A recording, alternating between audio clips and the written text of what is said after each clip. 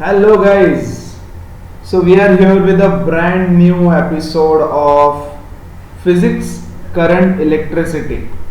Yes, you have already learned a lot about this chapter in class 10, and the prerequisite for this chapter is a little bit knowledge of electric field,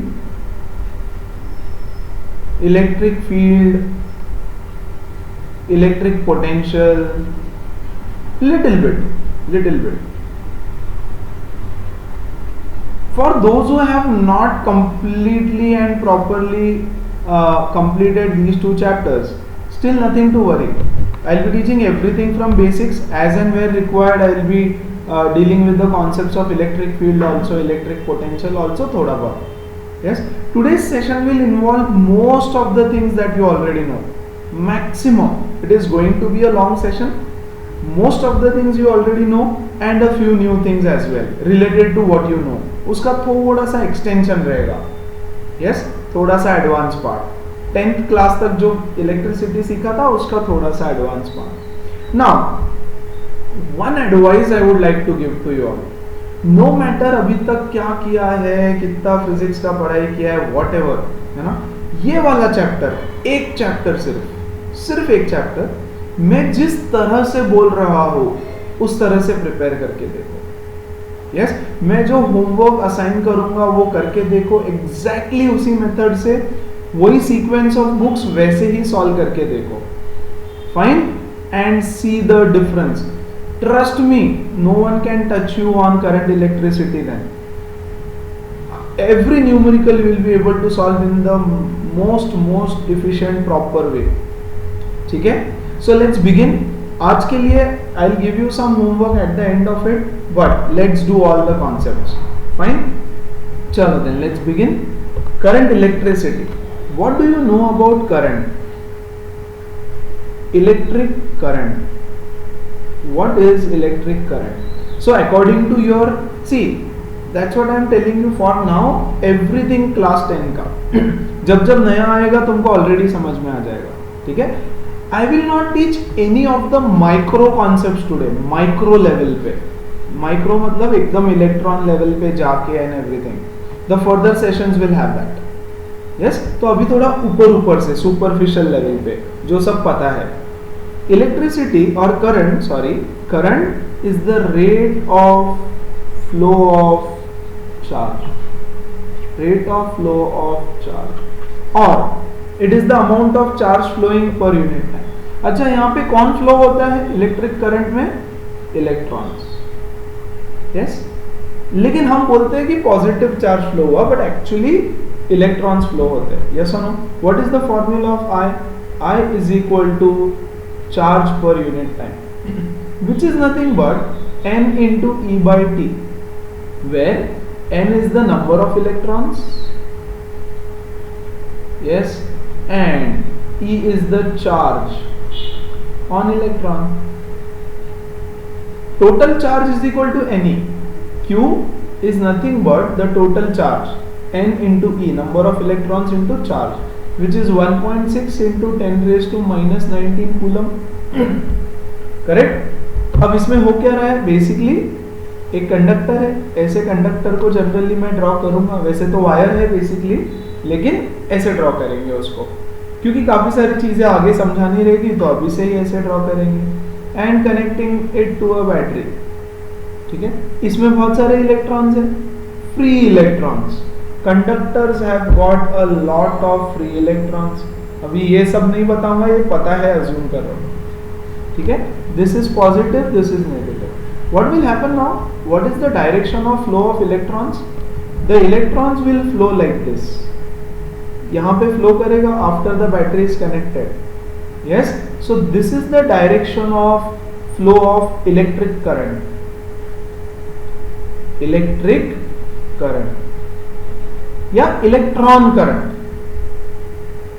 electron कर दो उसको, electron current, कि electrons इस direction में flow हो रहे हैं, whereas the current, conventional current flows like this, positive to negative.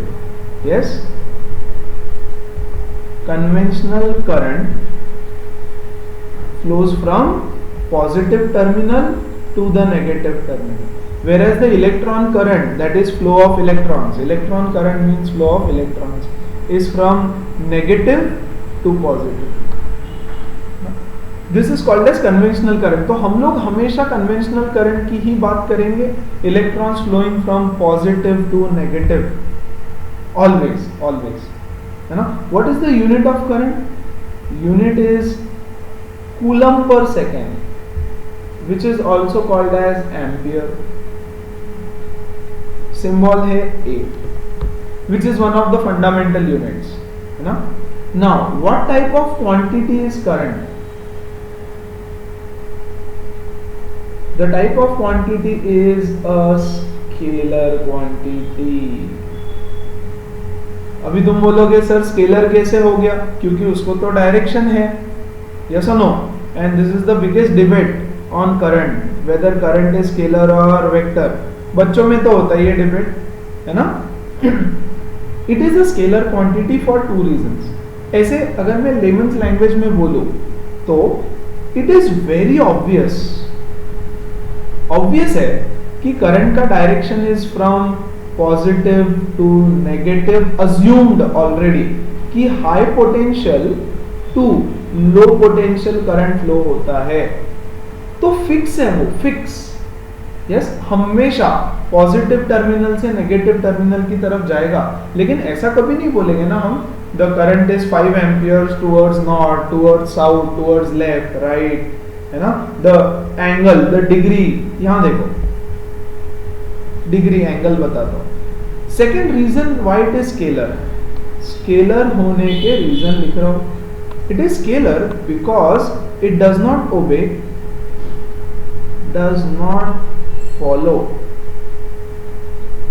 the laws of vector addition. Vector addition मतलब क्या? अभी ये थोड़ी सी हल्की फुल्की कुछ नई चीज है जो सीख रहे हो. अभी तक अगर सर्किट्स हम लोग बनाते थे तो सर्किट कैसे ड्रॉ करते थे? you used to draw the circuit like this. ये यहाँ पे एक बल्ब है ना? ये यहाँ पे एक बल्ब है, correct? And this is the battery.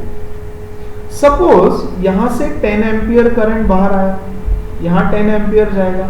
Let's say इधर 3 एम्पियर चला गया तो इधर कितना जाएगा? 7 एम्पियर. हाँ कि नहीं? इसके बीच में देखो एंगल 90 डिग्री है, कुछ फर्क पड़ता है? नहीं. डायरेक्ट करंट को ऐड करते हैं हम लोग, राइट? यहाँ से 3 एम्पियर आया, यहाँ से 7 आया, इधर वापस 10 एम्पियर हो गया.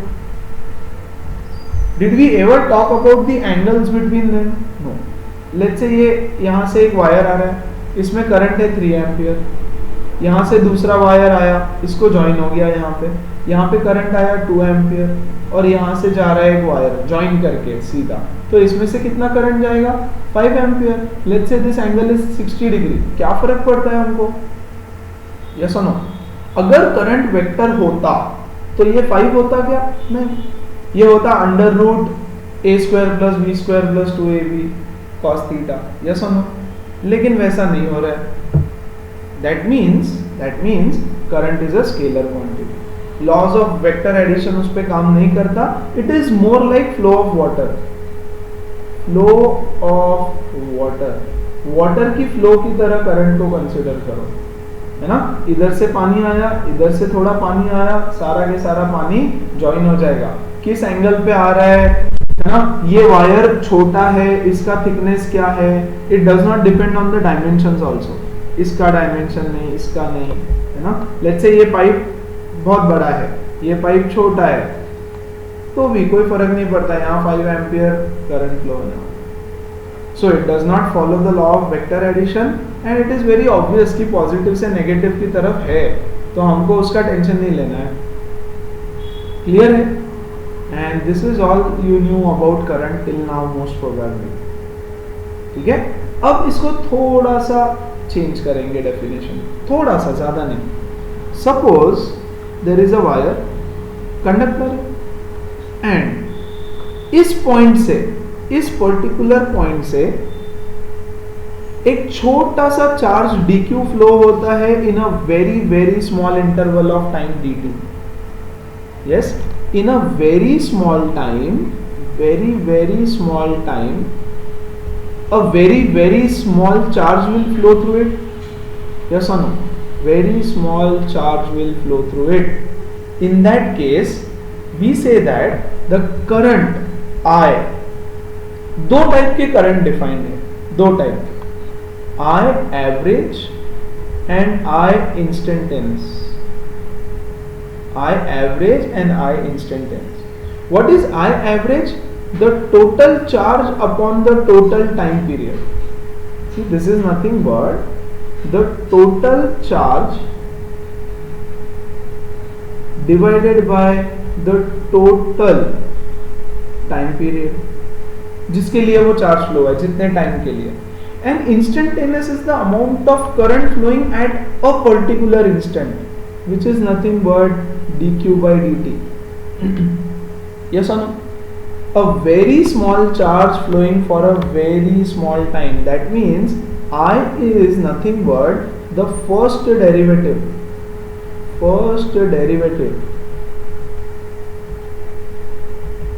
of charge, of course with respect to time, समझ में आ रहा है ना? अभी इन दोनों का क्या डिफरेंस है हम एक छोटे से न्यूमेरिकल से देखेंगे. तो will see a few numericals on current, charge वगैरह वगैरह वगैरह. ठीक है. नाउ ये न्यूमेरिकल्स में 2-3 बुक से लूंगा, स्पेशली ऑल इन वन जो हम करते हैं हमेशा बेसिक बोर्ड लेवल के लिए, और एक एच वर्मा से न्यूमेरिकल्स लेंगे, और अगर और कुछ अच्छे न्यूमेरिकल्स है तो वो भी करवाऊंगा. तो हर न्यूमेरिकल को नोट करो. I might not right the question completely, but मैं क्वेश्चन में क्या क्या गिवन है, क्या है सिनारियो बताऊंगा सब. Right. So now we know these 3 formula for current. I is equal to Q by T, Q is equal to n e. Yes. और जब बहुत छोटा सा करंट रहेगा, या फिर ये फर्स्ट डेरिवेटिव कब लेना है? ये फर्स्ट डेरिवेटिव तब लेना है व्हेन करंट और charge is a function of time. Charge is a function of time. अच्छा, इसका मतलब भी बता देता हूं. सपोज ये conductor, before we do the numerical एक दो चीज समझो. अगर यहां से क्यू चार्ज एंटर हुआ है अंदर, तो यहां से एग्जैक्टली क्यू चार्ज ही बाहर आएगा, है ना? अगर यहां से क्यू चार्ज एंटर होता है तो यहां से क्यू चार्ज बाहर आएगा. Suppose at time t is equal to 0, the amount of charge that is flowing is let's say 2 coulombs, है ना? फिर उसके बाद at time t is equal to 1 second charge कम हो गया. at t is equal to 2 seconds ज्यादा charge flow होने लग गया फिर से. यस और नो? मतलब ये चार्ज वेरिएबल है, हाँ कि नहीं? And it depends on time. It is a function of time. कितना चार्ज फ्लो होगा वो डिपेंड कर रहा है टाइम के ऊपर. तो जब भी ऐसा रहेगा तो you have to use this formula, that is the derivative of charge, to find out कि कितना चार्ज वहां से फ्लो होगा या करंट कितना है ये फाइंड आउट करने के लिए. ठीक है. चलो, for example let's take first example for today. बोल रहे हैं हाउ मेनी इलेक्ट्रॉन्स. क्वेश्चन में बोल रहा हूं, तुम लोग सुन लो, you can write down in short. How many electrons can pass through a lamp. एक लैम्प है, उसमें से कितने इलेक्ट्रॉन्स पास होंगे in time 1 minute if the current flowing through it is 300 milliampere, है ना? और the charge on electron is 1.6 into 10 raised to minus 19 coulomb. Number of electrons पूछा है, कितने इलेक्ट्रॉन्स फ्लो होंगे. तो ये तो 9th स्टैंडर्ड 10th स्टैंडर्ड वाला क्वेश्चन है. This is the given data. We know that I is equal to n into e by t. n is equal to I into t upon e. Correct. So ये हो जाएगा 300 into 10 raise to minus 3 ampere into T कितना है 1 minute, मतलब 60 seconds, divided by 1.6 into 10 raise to minus 19 coulomb, है ना. 6 3 18, into ये 3 zero को 10⁻³ लिखता हो और ये 10⁻³ अपॉन इसको 16 लिखता हो, ठीक है, और इसको 10⁻20 चलेगा। ये और ये कटा 18/16 इंटू 10⁻20 ये ऊपर चला जाएगा। So what are we left with 18/16 which is 9/8। सो 1.102 इंटू 10⁻20 इलेक्ट्रॉन्स। इतने इलेक्ट्रॉन्स 1 मिनट में वहां से फ्लो हो रहे हैं। Look at this value, just look at this value. This is 1 2 और 19 zeros, यस 19 zeros। इतने इलेक्ट्रॉन्स गाइस 1 मिनट में फ्लो हो रहे हैं, which is huge number of electrons, है ना। यस, दैट मीन्स बहुत फास्ट फ्लो हो रहे होंगे इलेक्ट्रॉन्स, बहुत ज्यादा स्पीड है उनका। लाइट के जितना तो नहीं है बट बहुत ज्यादा स्पीड है, ठीक है ना। चलो इसके कॉन्सेप्ट्स कल देखेंगे, फिलहाल ये सब तुमको पता है तो ये समझ लो, ठीक है। एक और क्वेश्चन करते हैं, example number 2।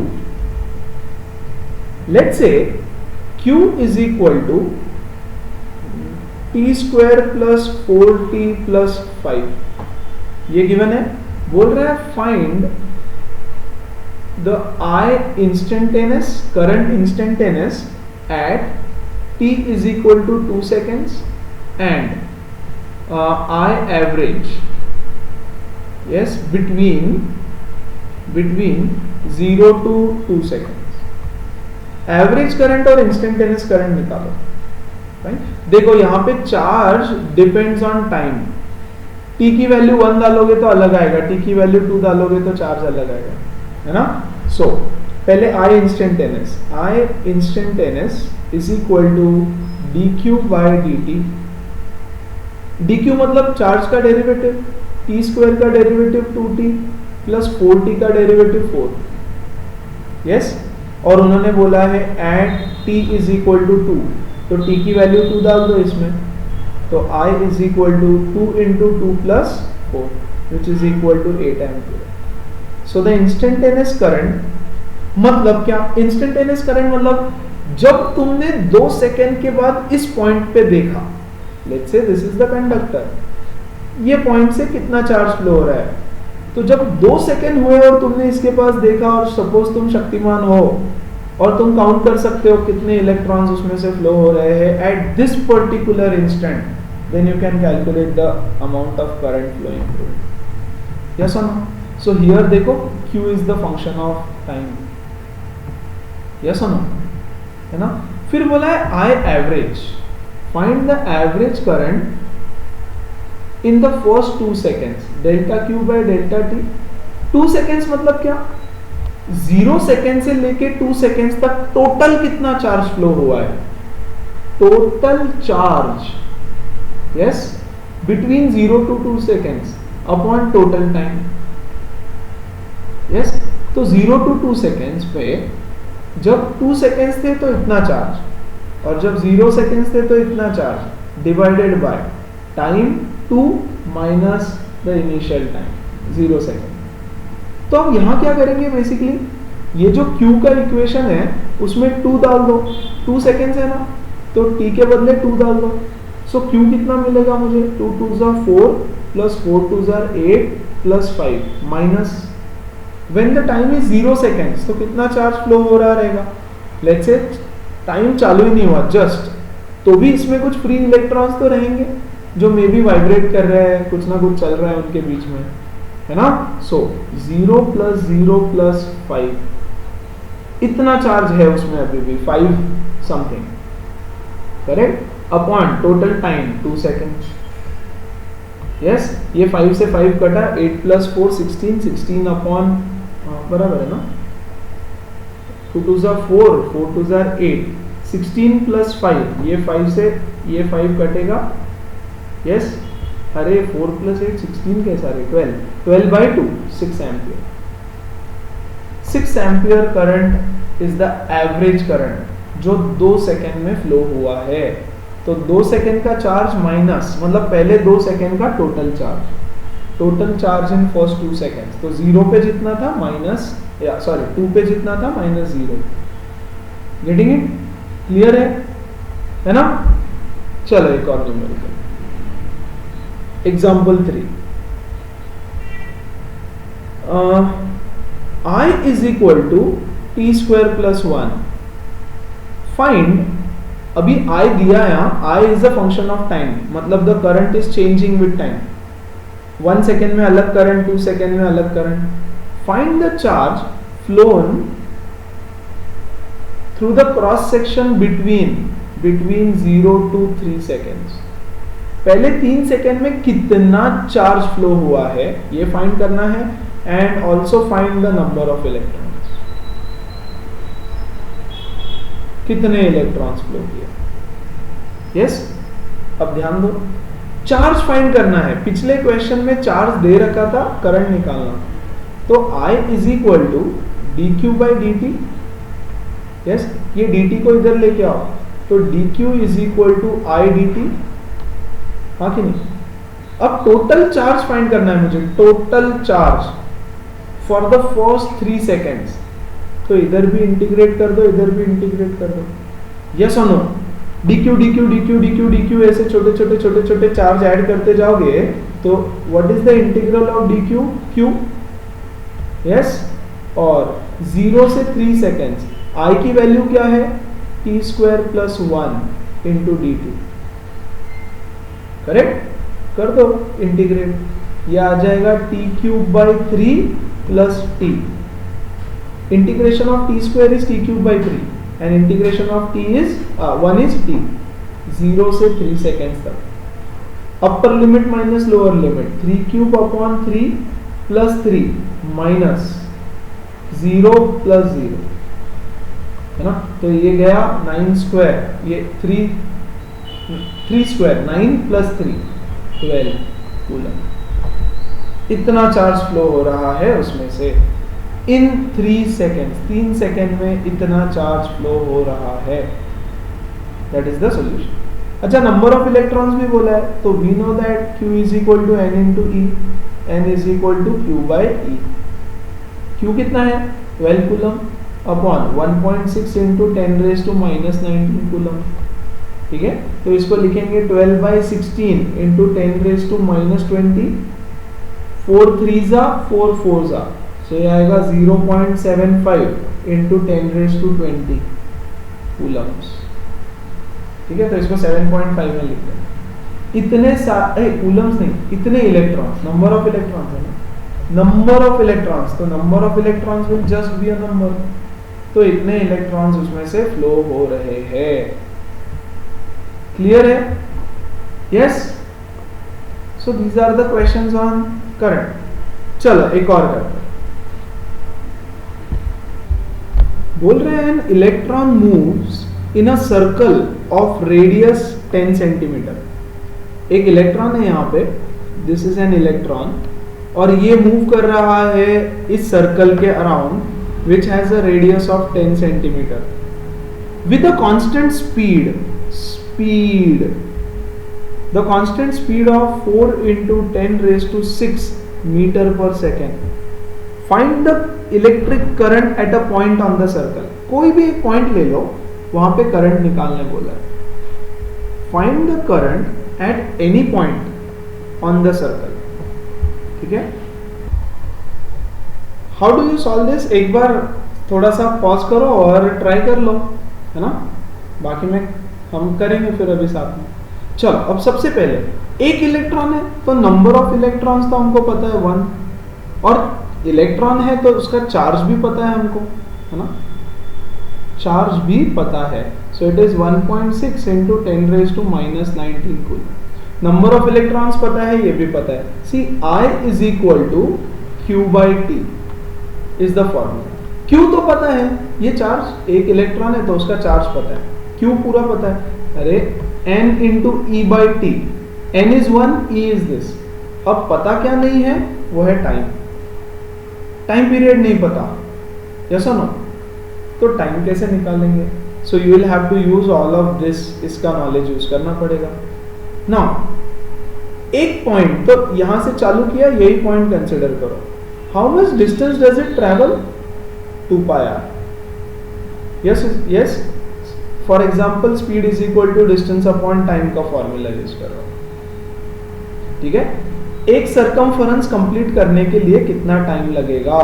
Time is equal to distance upon speed, 2 pi r divided by 4 into 10 raise to क्या है स्पीड? 10 raise to 6। यस, इतना टाइम लगेगा for 1 revolution. This is the time required for 1 revolution. इसको काटो, ये आया कितना? 2, है ना? पाई को पाई रहने देते हैं। Radius is 10 into 10 raise to -2, metre में कन्वर्ट किया 2 इंटू 10 रेज टू 6, ये कटा 2 जा, है ना? 2 नहीं रहे 5 से, सो ये आ गया 5 pi into 10 raise to 4 seconds. Please note that ये t टाइम है। यस, दिस इज टाइम, ये टाइम अलग है। ये t क्या है? The time required to complete 1 oscillation. Time to complete 1 revolution, एक रिवॉल्यूशन कंप्लीट करने का टाइम है। तो ये कंप्लीटली अलग चीज कैलकुलेट कर रहे हैं हम लोग।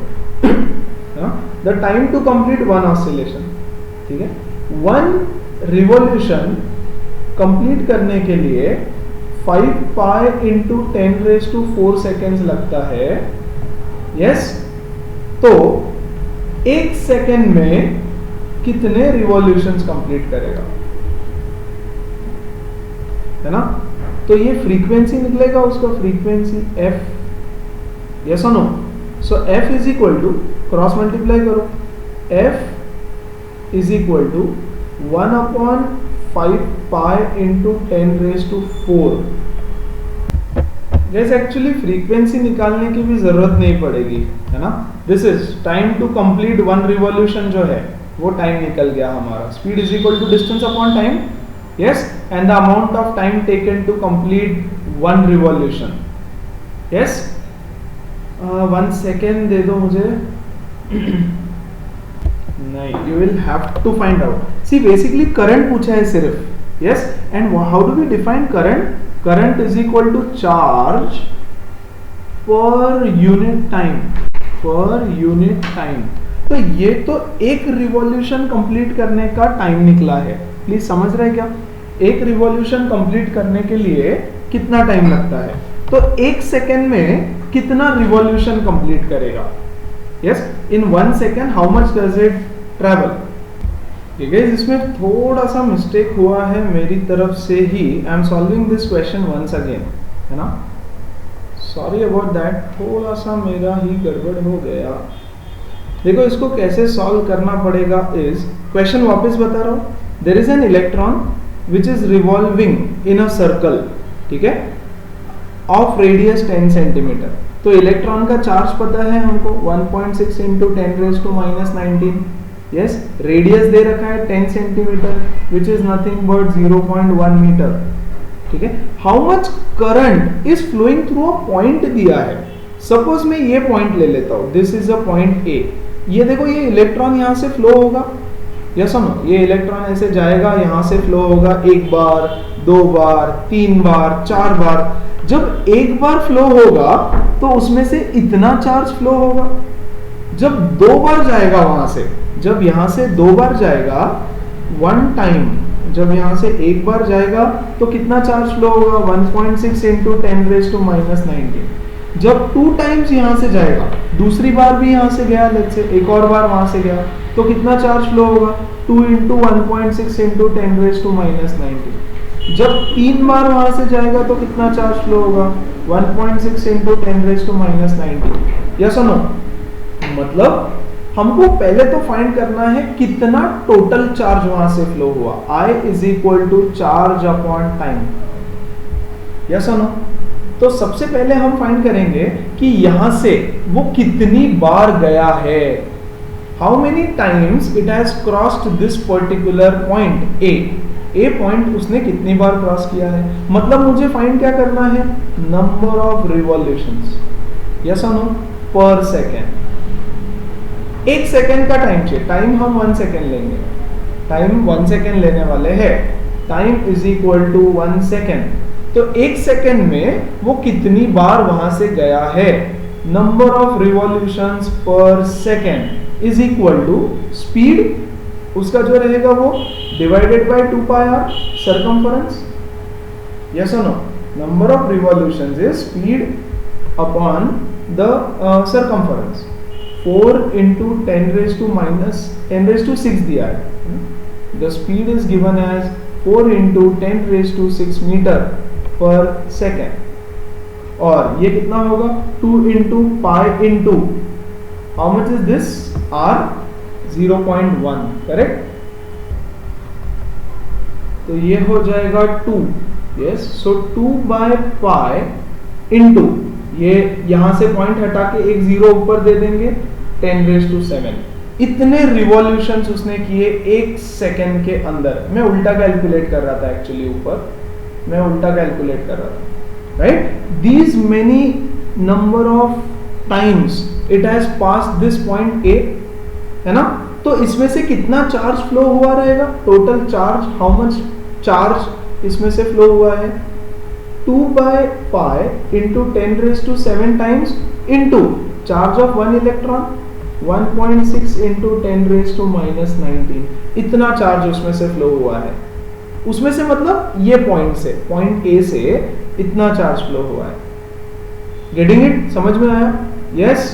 The amount of charge flowing through that point, एक इलेक्ट्रॉन एक बार गया मतलब 1.6 into 10 raised to minus 19 flow हुआ है।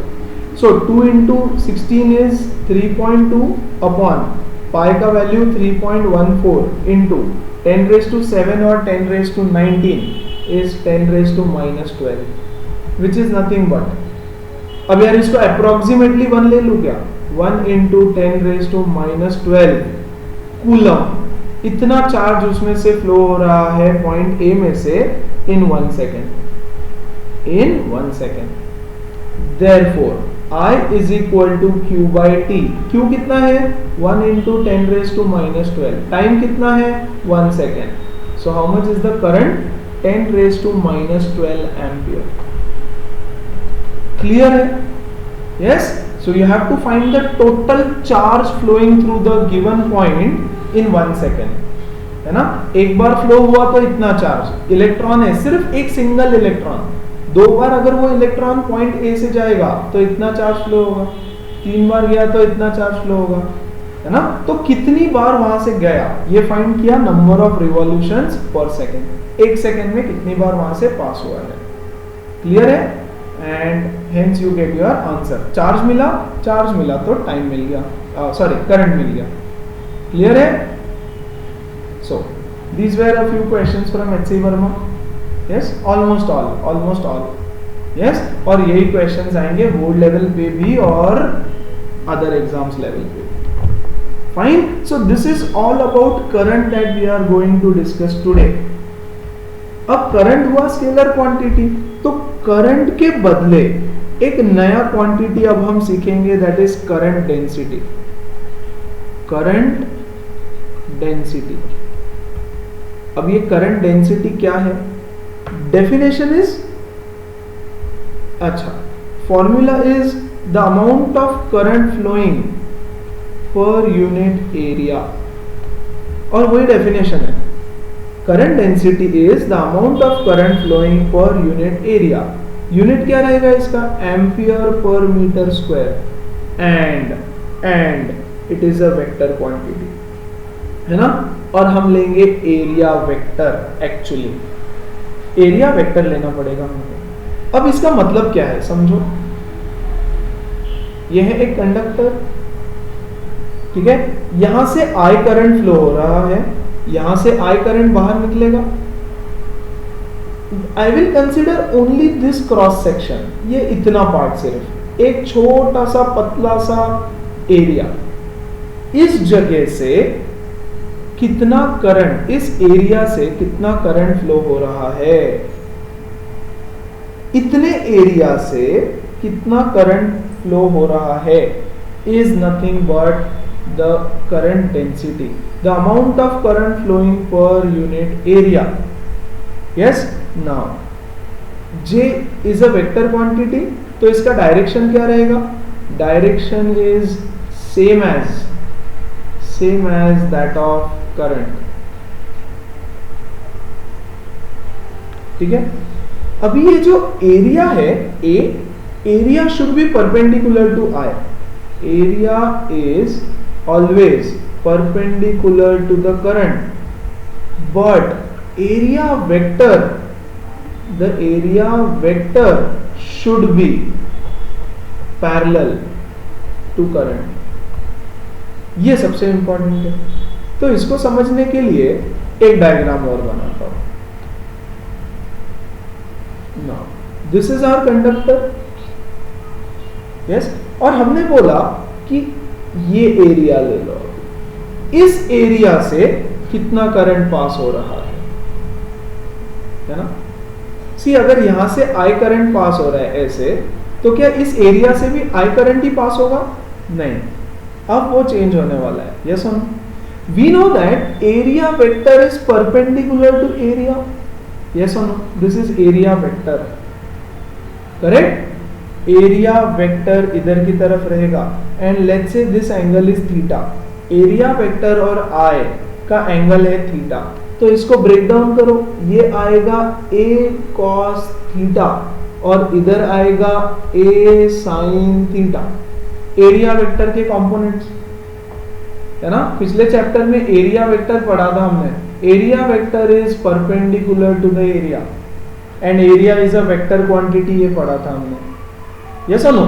सो देखो, एरिया वेक्टर का वो वाला कंपोनेंट लेना है हमको जो I को पैरेलल है. वो कौन सा है? A cos थीटा, है ना. तो J का फॉर्मूला क्या हो जाएगा? I upon A cos theta. तो you have to take that component of the area which is parallel to I. यहां देखो I भी इधर है और A cos थीटा भी इधर है. तो वो कंपोनेंट जो I से पैरेलल है, और वही मैंने यहां लिखा है. See, look at area. Area is perpendicular to I, चलेगा, या व्हाटएवर, I को कैसा भी एरिया जाने दो, लेकिन तुमको एरिया वेक्टर जो है वो पैरेलल होना चाहिए I से हमेशा. तो उसका कंपोनेंट ले लेना, है ना. From this can I also write I is equal to J A cos theta. इसको इधर लेके गए सिर्फ, है ना. And I can also write I is equal to J A. Yes or no? The dot product of two quantities, ये और ये, the dot product of two vectors is a scalar. Yes, dot product of two vectors is a scalar, and hence I is a scalar. Yes, तो J is nothing but the amount of current per unit area, density. जैसे हम density बोलते हैं ना, volume mass per unit volume, वैसे current के लिए current पर यूनिट एरिया, गिवन एरिया से कितना करंट फ्लो हो रहा है, that is nothing but the current density. ठीक है. चलो, करंट डेंसिटी पे एक छोटा सा question. This is the question. An electron beam has an aperture of 1 mm square. A total of these many electrons go through it, go through an perpendicular cross section per second is given. इतने electrons पर second उस cross section से जाते हैं. बोल रहा है find the current and find the current density. दो चीजें निकालने के लिए, current and current density. So basically question क्या है? एक बीम ऑफ इलेक्ट्रॉन्स है. This is a beam of electrons, conductor नहीं है, इलेक्ट्रॉन बीम जा रही है और इसका डायमीटर है 1 mm square. Yes, so 1 mm square is the diameter given. Diameter is 1 mm square. बोल रहा है फाइंड द करंट एंड इतने इलेक्ट्रॉन्स उसमें से पास करते हैं, number of electrons. 6 into 10 raised to 16, and we know that charge on one electron is 1.6 10 raised to minus 19. ठीक है, चलो करंट निकालते हैं. I is equal to Q by T.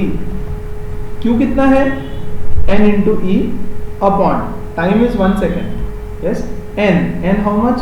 6 into 10 raised to 16 into 1.6 into 10 raised to minus 19 divided by 1. 16 into 6 is 96. So 9.6 into 10 raised to minus 3. Yes, ampere. That is the current flowing through it. इतना current वो electron beams में है. और दूसरा current density पूछा है, J is equal to I by A पता है हमको. I कितना है अभी निकाला, 9.6 into 10 raise to minus 3 upon area. कितना एरिया है? डायमीटर नहीं, एरिया गिवन है ना, डायरेक्ट स्क्वायर में है ना, स्क्वायर में तो शायद एरिया ये सी या passing through 1 mm square area. Direct area दे रखा है 1 mm स्क्वायर एरिया, तो mm स्क्वायर है 10 रेज टू, एक सेकंड ना, 1 mm सॉरी. सो 1 mm इसको मीटर्स में कन्वर्ट करना है, 10 रेज टू माइनस 3 मीटर का स्क्वायर है ना. तो ये हो जाएगा 9.6 10 raise to minus 3 divided by 10 raise to minus 6. ये ऊपर जाके 10 रेज टू 3 हो जाएगा. 9.6 into 10 raise to 3 ampere per metre square is the unit. तो यूनिट याद रखो, ampere per metre square. Clear है ना. चलो एक और डेंसिटी का करते हैं. Question number 7 for today. An aluminium wire of diameter 0.24 centimeter is connected in series to a copper wire of diameter. ये है एल्यूमिनियम का डायमीटर और ये है कॉपर का diameter. Yes, diameter of copper is 0.16 meter. The wires carry an electric current of 10 ampere.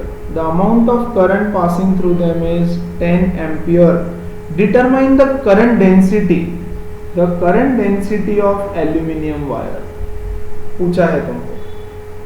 Yes, तो aluminium wire का diameter कितना दिया है? 0.24. सो रेडियस ऑफ एल्यूमिनियम कितना हो जाएगा? 0.12 centimetre, which is nothing but 10 raise to minus 2 metre, and the current flowing through it is 10 ampere. तो current density कितना आ जाएगा? I बाय A, सीधा सीधा. यस, अगर ये वायर है तो बस सीधा ऐसे ही करंट फ्लो होने वाला है. तो एरिया वेक्टर भी इधर ही है और I भी इधर ही है, तो cos थीटा वगैरह लेने की तो जरूरत ही नहीं पड़ी यहाँ पर भी. Yes, now I, that is the current which is already given. Area कितना रहेगा इसका? यस, वायर है, वायर तो सिलेंड्रिकल रहेगा, पाई r स्क्वायर. डाल दो वैल्यूज. 10 अपॉन 22/7, तो 7 को इधर लिखते हैं, और r का square 0.12 into 10 raise to minus 2 का square. Fine. Now this is a solved example from all in one. तो इसका आंसर है 2.2 into 10 raise to 6 ampere per metre square. तो यार ये कॉपर क्यों दे रखा है? पता नहीं, ऐसे ही उल्लू बना रहे तुम लोगों को. दे के रख दिया, उसका कुछ काम नहीं है, कुछ नहीं, nothing. Fine. So it has nothing to do with the copper wire at all. Clear है? So that is all about the densities, charge density और current density, not the charge density. So अभी तक हमने सीखा current का थोड़ा सा आगे का, and a new term completely, that is current density. Now let's go back again to something that we all know बहुत अच्छे से, that is the concept of resistance. What do you mean by resistance? The obstruction offered to the flow of electrons is called as resistance. The obstruction to the flow of electrons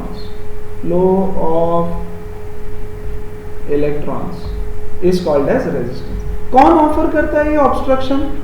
atoms offer करते हैं. Yes, दूसरे electrons offer करते हैं, है ना।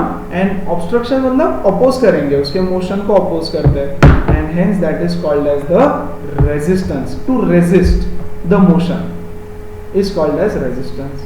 Clear है? Yes ये बहुत सारा सीखा है तुमने पिछले प्रीवियस क्लासेस में, लास्ट क्लासेस में, है ना। तो अब हम इसके बारे में थोड़ा सा डिस्कस करेंगे और फिर आगे भी बढ़ेंगे। रेजिस्टेंस जब देखो तो सबसे पहले ओम्स लॉ याद आता है। Ohm's law. What is Ohm's law? Ohm's law states that the potential difference across the conductor is directly proportional to the current, provided, very important, provided the physical conditions like temperature, है ना, strain, etc. remains constant. अगर ये सारी चीजें constant है तो potential difference is directly proportional to current. So proportionality का sign हटा के हम लोग यहाँ पे एक कांस्टेंट लगाते हैं R is equal to V by I। Yes this is Ohm's law. अगर इसका ग्राफ बनाने जाए तो ग्राफ कैसा बनता है V वर्सेस I का, ये I ये V, तो it is a straight line graph like this, है ना। और क्या सीखा है इसके बारे में, सी शॉर्ट में बता रहा हूं क्योंकि ये सब 10th क्लास में तुमने बहुत अच्छे से पढ़ा है। सीखा था factors affecting resistance. What are the factors affecting resistance of a conductor. तो चलो थोड़ा बेसिक से कुछ चीजें पहले सीखी है, कुछ चीजें नहीं रहेगी। Resistance is directly proportional to length of the conductor. Suppose this is a conductor, area of cross section A, length L, और ये कंडक्टर है, again area of cross section A and length capital है। सीधी बात है यार, यहाँ पे जो इलेक्ट्रॉन्स है उनको लेस नंबर ऑफ एटम्स से लड़ना पड़ेगा। यहाँ पे द नंबर ऑफ एटम्स और नंबर ऑफ कोल्यूजन्स लेस होंगे। यहाँ से यहाँ जाना है, देखो यहाँ से Q चार्ज एंटर हो रहा है, यहाँ से भी Q चार्ज एंटर हो रहा है, ये चीज समझो, और यहाँ से Q चार्ज बाहर आएगा।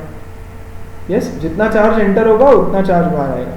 सो नंबर ऑफ कोल्यूजन्स यहाँ पे, और यहाँ पे देखो, यहाँ पे भी Q चार्ज अंदर गया और यहाँ से Q चार्ज को बाहर आना है। तो इस जो Q चार्ज बाहर आने वाला है उसको यहाँ पे नंबर ऑफ कोल्यूजन्स कितने होने वाले हैं, बहुत सारे कोल्यूजन्स होंगे, यस और no. And the number of collisions here, कहाँ पे कोल्यूजन ज्यादा होंगे, ऑब्वियसली यहाँ पे। So if the number of collisions is more then the resistance is more, हाँ कि नहीं। Provided the charge is same, यहाँ से भी Q जाएगा, इधर से भी Q जाएगा। So resistance is directly proportional to length. Collisions का मीनिंग वगैरह सब कल बताऊंगा, अभी के लिए कोल्यूजन्स टकराते हैं एक दूसरे से, इलेक्ट्रॉन जाते जाते एटम से टकराएगा, इससे टकराएगा, उससे टकराएगा, यस और no. So that is the thing. Second क्या है, एरिया ऑफ क्रॉस सेक्शन।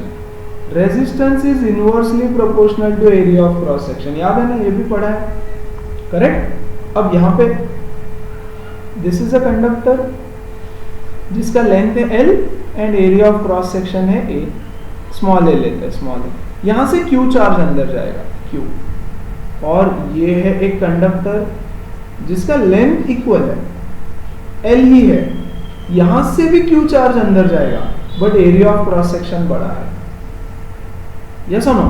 अब देखो यहां पे नंबर ऑफ कोल्यूजन्स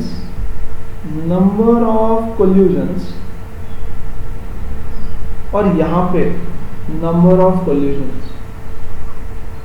में नंबर ऑफ कोल्यूजन्स इधर ज्यादा हो, क्योंकि देखो यार यहां से चार्ज जाएगा, है ना, तो बहुत सारी जगह है उसको जाने के लिए। यस अगर यहाँ रास्ते में कोई आ गया तो इधर से जाएगा, इधर कोई रास्ते में आ गया तो इधर से, ऐसे कहीं से भी निकल के जा सकता है, हाँ कि नहीं, तो जल्दी जाएगा, कंपैरेटिवली जल्दी जाएगा। तुम बोलोगे सर यहाँ पे फिर एटम्स भी तो बढ़ेंगे, यस बढ़ेंगे, यस उससे नंबर ऑफ कोल्यूजन्स भी थोड़ा बढ़ेगा, but the overall effect is charge जल्दी जाएगा। ओवरऑल इफेक्ट इज चार्ज जल्दी जाएगा, yes, and therefore the resistance will reduce. तो more the area of cross section less is the resistance. Clear है? इन दोनों को अगर हम कंबाइन कर दे तो हम लिखते हैं R is equal to L by A, yes और नो? यहां हम लिखते हैं rho L by A, yes, where rho is called as resistivity, rho is called as specific resistance और resistivity of the conductor, specific resistance और resistivity of the conductor। और ये जो रो है, पहली चीज, it does not depend on dimensions, मतलब L A पे डिपेंड नहीं करता, लेंथ पे डिपेंड नहीं करेगा, एरिया ऑफ क्रॉस सेक्शन पे डिपेंड नहीं करेगा। तो क्या ये चेंज होता है rho? Yes, rho depends on temperature and the material of the conductor। हर मटेरियल के लिए रो कांस्टेंट होता है और अलग अलग होता है, लेकिन it varies with temperature for sure. So देखो, जब भी, यहां ध्यान दो, जब भी हम प्रोपोर्शनलिटी का साइन निकाल के कुछ इक्वल टू कुछ चीज डालते हैं तो उसको हम कांस्टेंट ऑफ प्रोपोर्शनलिटी बोलते हैं, हाँ कि नहीं? बट यहां पे this is not a constant, ये कांस्टेंट नहीं है, क्योंकि ये तो टेम्परेचर के साथ चेंज होने वाला है for a particular conductor also, yes. So वो कांस्टेंट नहीं है, it changes with temperature, correct? How do you define resistivity? देखो, हमारा फॉर्मूला है R rho L by A, ठीक है? अगर मैं L इज इक्वल टू 1 और A इज इक्वल टू 1 डाल दूं तो क्या मिलेगा? R is equal to rho या rho is equal to R, yes. So resistivity is equal to the resistance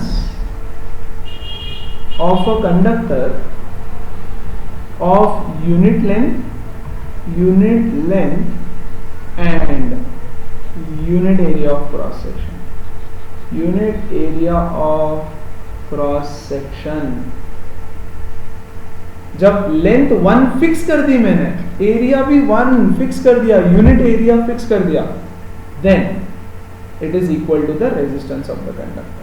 तो लेंथ तो चेंज होने ही नहीं वाला, तो फिर टेंशन ही क्या है? So therefore it does not depend on length and area, क्योंकि लेंथ मैंने फिक्स कर दिया, वो चेंज नहीं कर सकते, है ना? And for a given material it is constant, yes.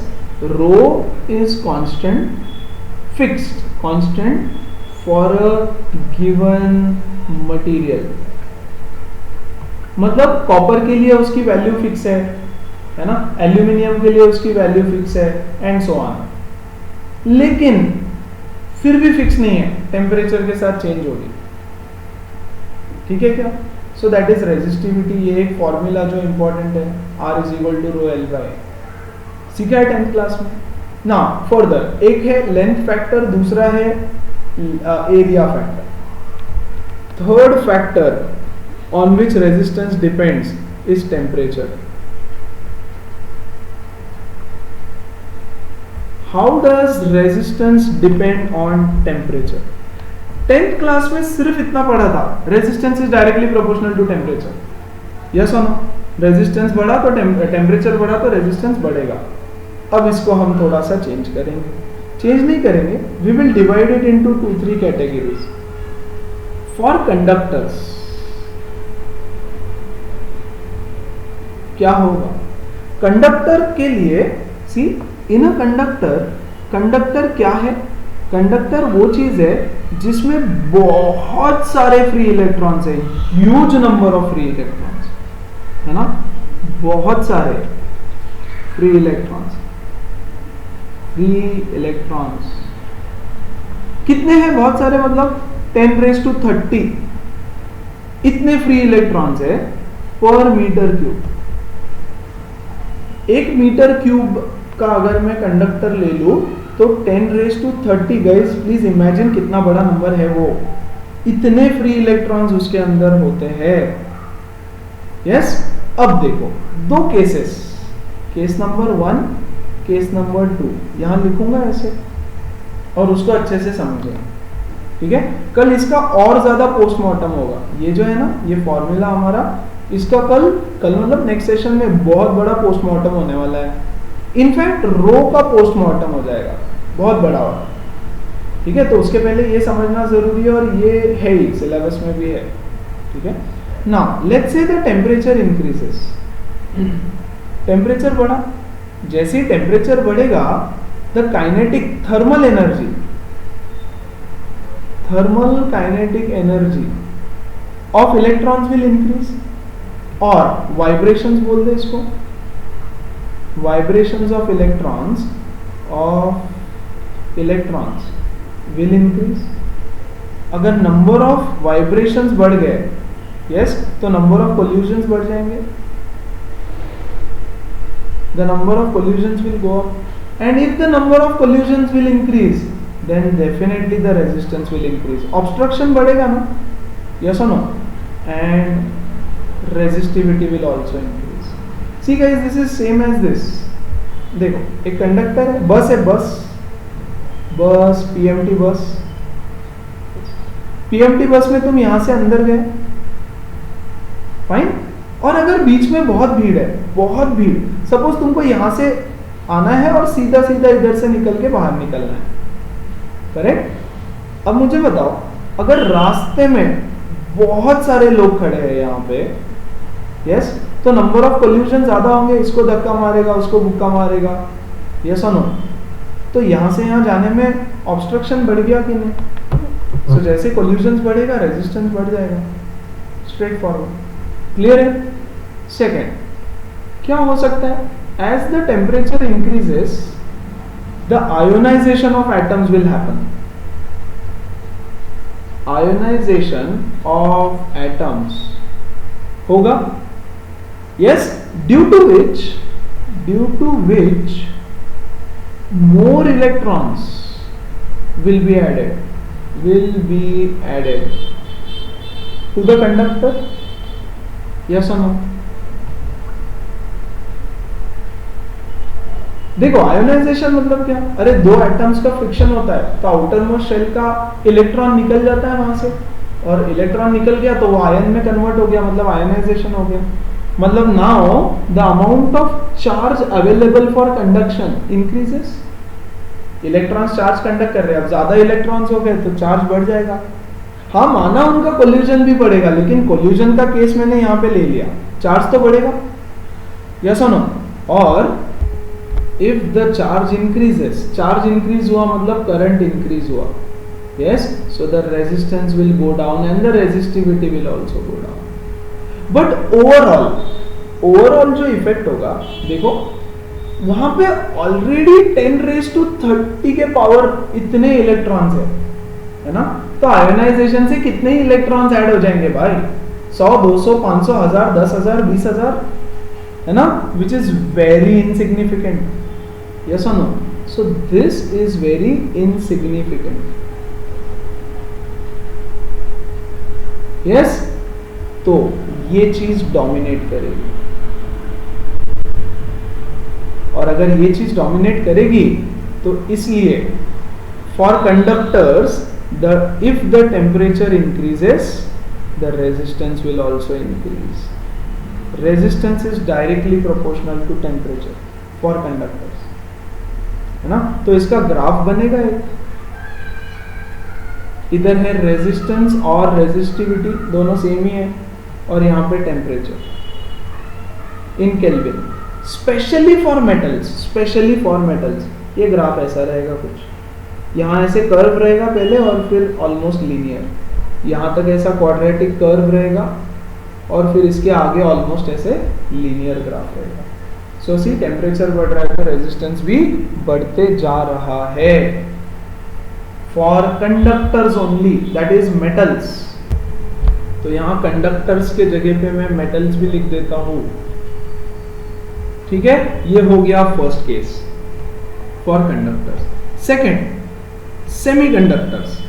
अब अभी के लिए सेमीकंडक्टर्स क्या होते हैं तुम लोग सीखोगे वैसे बहुत डिटेल में, पूरा एक आधा चैप्टर आएगा सेमीकंडक्टर्स पे।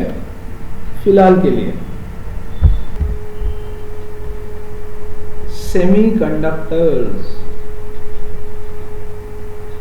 सेमीकंडक्टर्स जैसे जर्मेनियम हो गया, सिलिकॉन हो गया, दे आर सेमीकंडक्टर। क्या होते हैं सेमीकंडक्टर्स? थोड़े फ्री इलेक्ट्रॉन्स है उसमें, थोड़े फ्री इलेक्ट्रॉन्स है। यस, तो पूरी तरह गुड कंडक्टर्स भी नहीं है और बैड कंडक्टर्स भी नहीं है, सेमीकंडक्टर है, medium between conductors and insulators. अब इसमें भी ऐसे कुछ दो केसेस बनेंगे। Let's say the temperature increases, है ना, तो सेम टू सेम चीज होगी यार, थोड़े तो फ्री इलेक्ट्रॉन्स है, यस और नो, तो नंबर ऑफ कोल्यूशंस भी बढ़ेगा, काइनेटिक एनर्जी बढ़ेगा, कोल्यूशंस बढ़ेगा तो रेजिस्टेंस बढ़ेगा एंड रेजिस्टिविटी भी बढ़ेगा, यस और नो। सेकेंड, टेम्परेचर बढ़ा, अगर टेम्परेचर बढ़ेगा तो आयोनाइजेशन होगा, यस, आयोनाइजेशन ऑफ एटम्स हो जाएगा। अगर आयोनाइजेशन ऑफ एटम्स होगा तो चार्ज इंक्रीज होगा, यस और नो, और अगर चार्ज इंक्रीज होगा तो रेजिस्टेंस डिक्रीज होगा और रेजिस्टिविटी भी डिक्रीज होगा। एंड इन दिस केस यहां पे ऑलरेडी थोड़े से फ्री इलेक्ट्रॉन्स है, तो ये जो चार्ज ऐड होगा इसका इफेक्ट विल बी सिग्निफिकेंट, है ना, और इस केस में ये डोमिनेट करेगा। देखो यार, एक की वजह से रेजिस्टेंस इंक्रीज हो रहा है, दूसरे की वजह से डिक्रीज हो रहा है, दोनों का कंबाइंड इफेक्ट में ये डोमिनेट करेगा और ये डोमिनेट करेगा तो रेजिस्टेंस डिक्रीज होगा और कंडक्टिविटी भी डिक्रीज होगा। Yes, so for semiconductors we can say very clearly that resistance is inversely proportional to temperature. If the temperature increases, resistance will decrease and vice versa. Yes, तो इसका graph कैसे बनेगा semiconductors का? This is resistance or resistivity and this is temperature. तो इसका inverse proportion, inverse है ना, तो इनवर्स का ग्राफ कैसे होता है? ऐसे कुछ रहेगा इसका ग्राफ, ठीक है, इनवर्स प्रोपोर्शन का graph. And the third case that we are studying, insulators. नहीं भाई, इंसुलेटर में तो कंडक्ट ही नहीं करेगा ना, तो रेजिस्टेंस बहुत हाई होता है उसका। एलॉय, कुछ एलॉयज के बारे में सीखा है ना लास्ट ईयर, बल्ब में कौन सा, लास्ट ईयर मतलब 10th की बात कर रहा हूं। यस, बल्ब में कौन सा एलॉय यूज होता है? नाइक्रोम। आयरन, जो प्रेस करने का आयरन होता है उसमें कौन सा वायर यूज होता है? Yes, combination of tin and lead वगैरह वगैरह वगैरह। यस, तो नाइक्रोम, फिर उसके बाद कॉन्स्टेंटाइन, जो तुमको पता है, मैग्नेनिन। आईसीएससी वालों ने तो ये तीनों पढ़े हैं, इसके बारे में भी एक पैराग्राफ में एप्लीकेशंस थे 10th स्टैंडर्ड, ठीक है। So these are all alloys. अब एलॉयज होते क्या है? Combination of metals, mixture of metals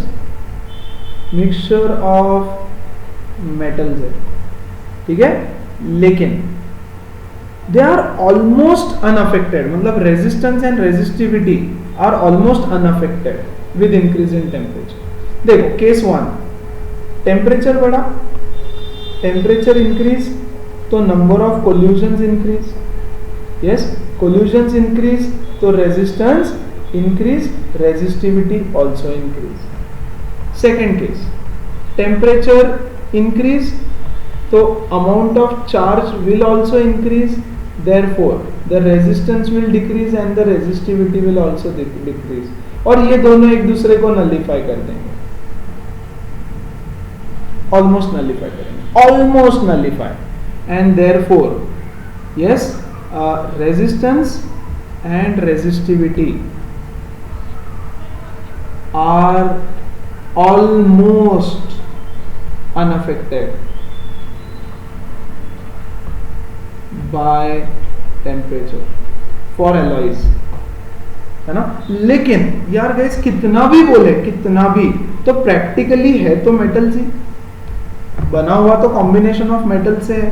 तो अगर मैं इसका ग्राफ बनाऊं तो वैसे तो स्ट्रेट लाइन बनना चाहिए, लीनियर एकदम स्ट्रेट लाइन, है ना. रेजिस्टेंस और रेजिस्टिविटी वर्सेस क्या है, टेम्परेचर. तो वैसे तो स्ट्रेट लाइन बनना चाहिए, लेकिन स्ट्रेट लाइन नहीं बनता, थोड़ा सा ऐसे ऊपर की तरफ जाएगा, जा रहा है ऊपर की तरफ, स्ट्रेट लाइन नहीं है वो. यस, तो this is how it will look like, है ना. तो कुछ पुरानी चीजें, कुछ नई चीजें मिलके एक नया थोड़ा सा आगे बढ़ाया कॉन्सेप्ट को, ठीक है. लेकिन अभी तक सारी क्वालिटेटिव बात की, क्वालिटेटिव. टेम्परेचर बढ़ा तो रेजिस्टेंस बढ़ेगा, टेम्परेचर घटा तो रेजिस्टेंस घटेगा, यस. लेकिन कितने अमाउंट से घटेगा ये नहीं पता. यस, जैसे यहां देखो, यहां पे length, as far as length is concern, याद करो ऐसे कुछ सम्स आते थे 10th में, फिर से आएंगे, don't worry. If the length is doubled then what will happen to the resistance, the resistance will also double, ऐसे कुछ तो, है ना.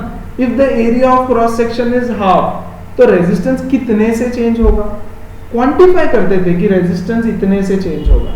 वैसे अब अगर मैं बोलता हूं टेम्परेचर 1 डिग्री से चेंज हुआ, तो रेजिस्टेंस कितने से चेंज होगा. सी, इसके न्यूमेरिकल्स किए लास्ट ईयर, किसके, ये 10th क्लास में इसके न्यूमेरिकल्स किए थे. अगर आए तो हम वापस करेंगे, बट लीस्ट एक्सपेक्टेड, ठीक है ना. बोर्ड्स के लिए आया तो आ जाएगा टाइम पास करने के लिए. लेकिन अब मेन क्या है, टेम्परेचर का वेरिएशन, कि अब टेम्परेचर इतने से 1 डिग्री से 2 डिग्री से या 2 केल्विन से चेंज हुआ, तो रेजिस्टेंस कितने से चेंज होगा. और उसके लिए एक नया topic, that is temperature coefficient. Temperature coefficient of resistance, alpha, symbol alpha है उसका, है ना. मतलब अल्फा क्या बताएगा तुमको कि अगर टेम्परेचर सम डेल्टा टी से चेंज हुआ तो रेजिस्टेंस कितने से चेंज होगा, कितने अमाउंट से चेंज होगा. यस, किस फैक्टर से चेंज होगा ये बताएगा तुमको, ठीक है. अब इसके लिए छोटा सा डेरिवेशन, बुक में डायरेक्ट फॉर्मूला दिया रहेगा, बट डेरिवेशन इंपॉर्टेंट है. क्योंकि बताता हूं, पहले थोड़ा ध्यान दो. Let us begin. Suppose if the temperature changes from T to T plus delta T, अगर टेम्परेचर T से T प्लस डेल्टा T हो गया, तो रेजिस्टेंस R से R प्लस डेल्टा T हो जाएगा. आर आई ले लो, R I is the initial resistance, है ना. If temperature changes from T plus delta T, तो resistance will change from R I to R I plus delta T. R I is I initial, मतलब resistance initial, I stands for initial. अब देखो, जो delta T नहीं रे बाबा, D R, delta R ले लो. सी, डी टी ले लो इसको, और इसको डी आर ले लो. रेजिस्टेंस डी आर से चेंज होगा ना, डी टी से थोड़ी चेंज होगा. करेक्ट. नाउ ये जो चेंज इन रेजिस्टेंस है D R, yes, it depends on the change in temperature, कि भाई टेम्परेचर कितने से चेंज हुआ है, एक उस पर डिपेंड करेगा. और दूसरा, it will also depend on the initial temperature, and it is directly proportional to the initial temperature, है ना. इसका मतलब क्या है, अगर change in temperature is more then change in resistance will also be more, है ना. और अगर लेस है चेंज इन टेम्परेचर तो ये भी थोड़ा कम ही रहेगा. इसका मतलब क्या है, डायरेक्टली प्रोपोर्शनल है. अगर Ri की value initially is more, yes, then Dr will also be more. Dr will be more. और अगर इनिशियल रेजिस्टेंस ही छोटा है थोड़ा, तो Dr भी कम वैल्यू से चेंज होगा, बहुत ज्यादा चेंज नहीं होगा. तो दोनों पे डिपेंड करता है Dr, एक इनिशियल रेजिस्टेंस पे और चेंज इन टेम्परेचर पे, दो चीजों पे डिपेंड करता है. तो इन दोनों को कंबाइन करते हैं, है ना. इन दोनों को कंबाइन किया तो आएगा Dr is directly proportional to, एक तो Ri एंड dt. ऐसे कंबाइन कर दिया दोनों रिजल्ट को. अब पहले तो ये समझो ये प्रोपोर्शनैलिटी वाला साइन है. यस, ये प्रोपोर्शनैलिटी को हटा के इक्वल टू लगाया और यहाँ पे अब मैंने लगाया coefficient of this resistance, thermal resistance. Yes, coefficient of thermal resistance into Ri into dt. ठीक है. मैंने इसको कांस्टेंट ऑफ प्रोपोर्शनैलिटी नहीं बोला. Again this is called as coefficient of thermal resistance. Yes, because coefficient क्यों बोला, because it changes, it also changes with change in temperature, with change in temperature. तो वो उसकी वैल्यू कांस्टेंट नहीं होती, but we will assume for our numerical purpose that alpha is constant. Yes, unless and until it is given, unless and until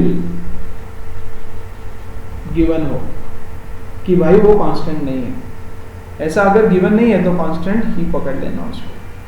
और जब जब ऐसा आएगा कि इट इज नॉट कांस्टेंट, तब तब तुमको इस डेरिवेशन की जरूरत पड़ जाएगी जो हम अभी करने वाले हैं. तो हमारा डेरिवेशन क्या रहेगा, देखो, Dr is equal to alpha Ri into dt. इधर इंटीग्रेट कर रहा हूं, इधर भी इंटीग्रेट कर रहा हूं. R इनिशियल से R फाइनल की तरफ और T इनिशियल, टेम्परेचर इनिशियल से टेम्परेचर फाइनल की तरफ, है ना. So what is integration of Dr, R from R initial to R final, है ना.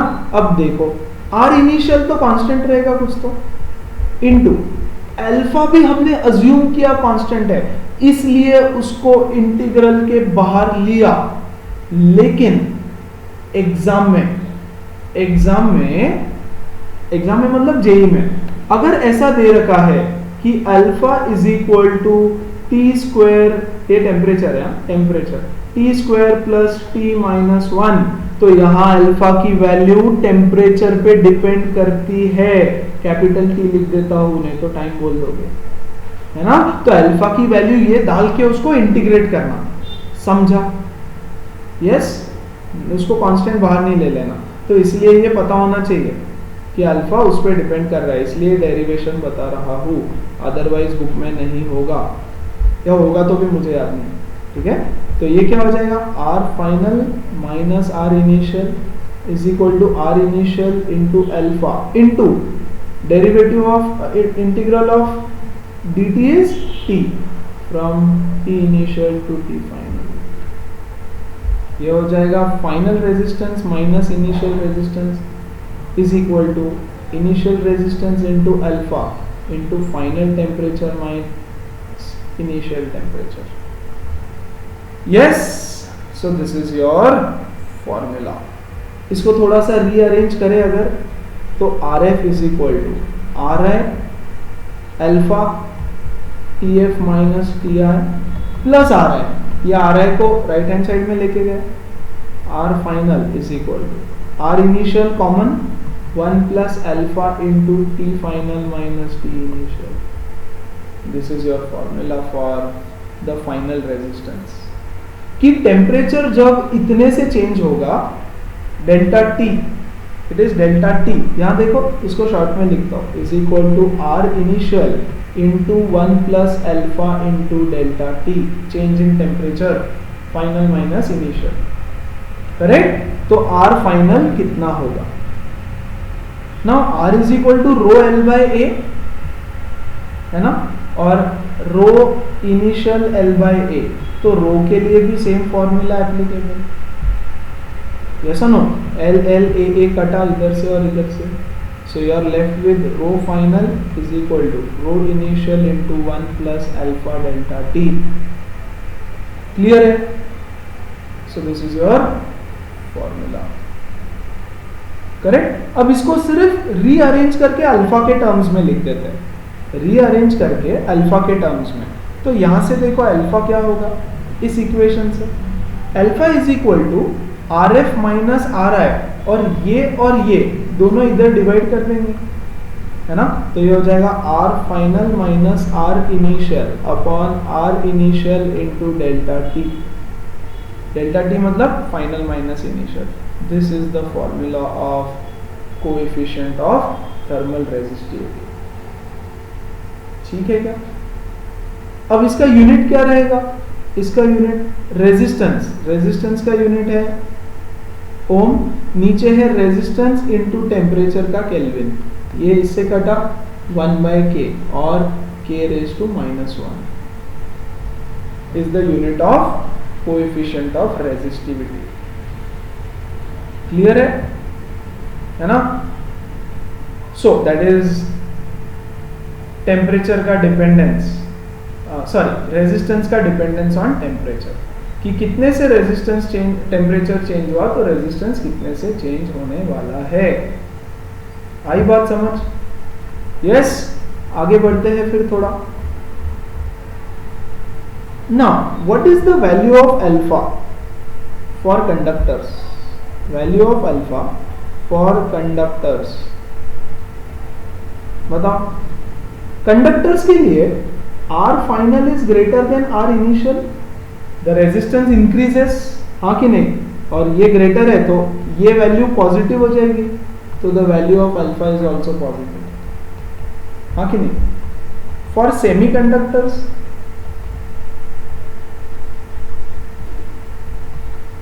R final is less than R initial, तो ये जो ब्रैकेट है ऊपर का वो नेगेटिव हो जाएगा, नेगेटिव हो जाएगा तो अल्फा की वैल्यू भी नेगेटिव हो जाएगी। नीचे टेम्परेचर तो T2 माइनस T1 ही है ना। चेंज इन टेम्परेचर की वैल्यू लेना है, positive value of change in temperature, है ना। और थर्ड है हमारा, क्या लिया था हमने, एलॉयज। एलॉयज के लिए रेजिस्टेंस ऑलमोस्ट रिमेन्स अनचेंज्ड बोला हमने, तो इक्वल ले ले, तो ये ऊपर वाला ब्रैकेट जीरो हो जाएगा, सो it is almost zero, almost zero, तो इसको हम जीरो लेंगे। आई बात समझ? Yes. After this let us learn a couple of new small छोटे छोटे कॉन्सेप्ट्स, दो छोटे छोटे डेफिनेशंस है, वो डेफिनेशंस पढ़ते हैं। First is conductance. आईसीएससी वाले बच्चों ने 10th क्लास में पढ़ रखा है ऑलरेडी। कंडक्टेंस होता है reciprocal of resistance, that's it. G is the symbol for it and it is the reciprocal of resistance. तो इसका यूनिट क्या होगा, 1 upon ohm, which is nothing but ohm raise to -1। Conductance is 1 upon resistance, बस इतना याद रखो, उसका ज्यादा कुछ एक्सप्लेनेशन नहीं, करेक्ट। ऑल्सो ये जो ओम रेज टू -1 है, इसको सीमेंस भी बोलते हैं, SIEMEN, SIEMEN is the unit of conductance. JEE Mains का क्वेश्चन था, write the dimensions of conductance, तो I am leaving this for you as homework. Yes. Next definition, conductivity. Conductivity, conductivity का symbol होता है sigma is equal to 1 upon resistivity. Conductivity is 1 upon resistivity. Resistivity का symbol और unit होता है ohm metre, तो इसका क्या होगा, 1 upon ohm metre which is nothing but ohm raised to -1, meter raised to -1. Yes, which is nothing but Siemens. See, this is Siemens, इसको Siemens बोलते हैं. So this is SIEMEN, Siemen per meter. Siemen per meter. JEE mains का सवाल, write the dimensions of conductivity. ऐसे 4 option दिया था, conductivity का dimension select करना था. सच में इतना सिंपल सवाल. तो अब यार वो तुम लोग फाइंड करो, that I am leaving for you as homework. Fine. तो चलो अभी तक जितने कॉन्सेप्ट्स किए हैं उसके कुछ न्यूमेरिकल्स लेते हैं. यस, सिंपल सिंपल इजी से कुछ न्यूमेरिकल्स करेंगे फटाफट.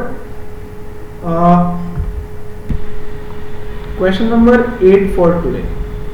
Yes, calculate the resistance of an aluminum wire of length 50 centimeter, which is nothing but 0.5 meter, and cross section area is 2 mm square. Resistivity of aluminum is given as 2.6 into 10 raised to -8 ohm meter. So direct formula substitution, R is equal to rho L by A. Rho कितना है? 2.6 10 raised to -8, L is 0.5 divided by area is 2 mm into 10 raised to -3. Yes, meter square. mm square है ना, तो उसको meter square, this is meter. Yes, इसका square पूरा आएगा ना, 2 into 10 raised to -3 into का whole square.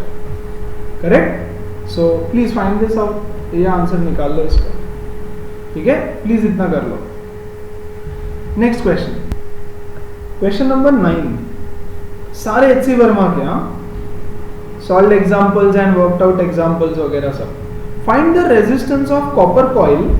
Find the resistance of copper coil जिसका लेंथ है 10 metre and the area of cross section is 1 mm square. Yes, now ये सिर्फ mm को कन्वर्ट करना है यार, क्या कर रहा हूं मैं. चलो 1 mm स्क्वायर क्या होगा? 1 का 1 mm स्क्वायर को 10 रेज टू -3 का स्क्वायर. ठीक है, ये हो गया. What would be the resistance of a similar aluminium coil? ऐसा ही एक एल्यूमिनियम कॉइल है, उसका रेजिस्टेंस बताओ. सिमिलर है मतलब लेंथ 10 मीटर होगा फॉर श्योर, एंड एरिया भी सेम रहेगा, 1 into 10 raised to -3 का square, that is 1 into 10 raised to -6 metre square. Yes और नो? और दे रखा है कुछ कुछ. क्या दिया है? The resistivity of copper is 1.7 into 10 raised to -8 ohm meter. Again direct formula substitution, R is equal to rho L by A. Please solve कर लेना. और resistivity of aluminium is 2.6 into 10 raised to -8 ohm meter.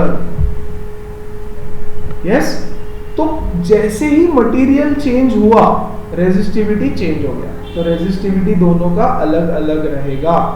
Now compare. मुझे बताओ ये resistivity और ये resistivity का मतलब क्या है, मतलब इसमें से व्हाट कैन यू कंक्लूड. ऐसे ही पूछ रहा हूं मैं तो, है ना. See, resistivity of aluminium is greater than the resistivity of copper.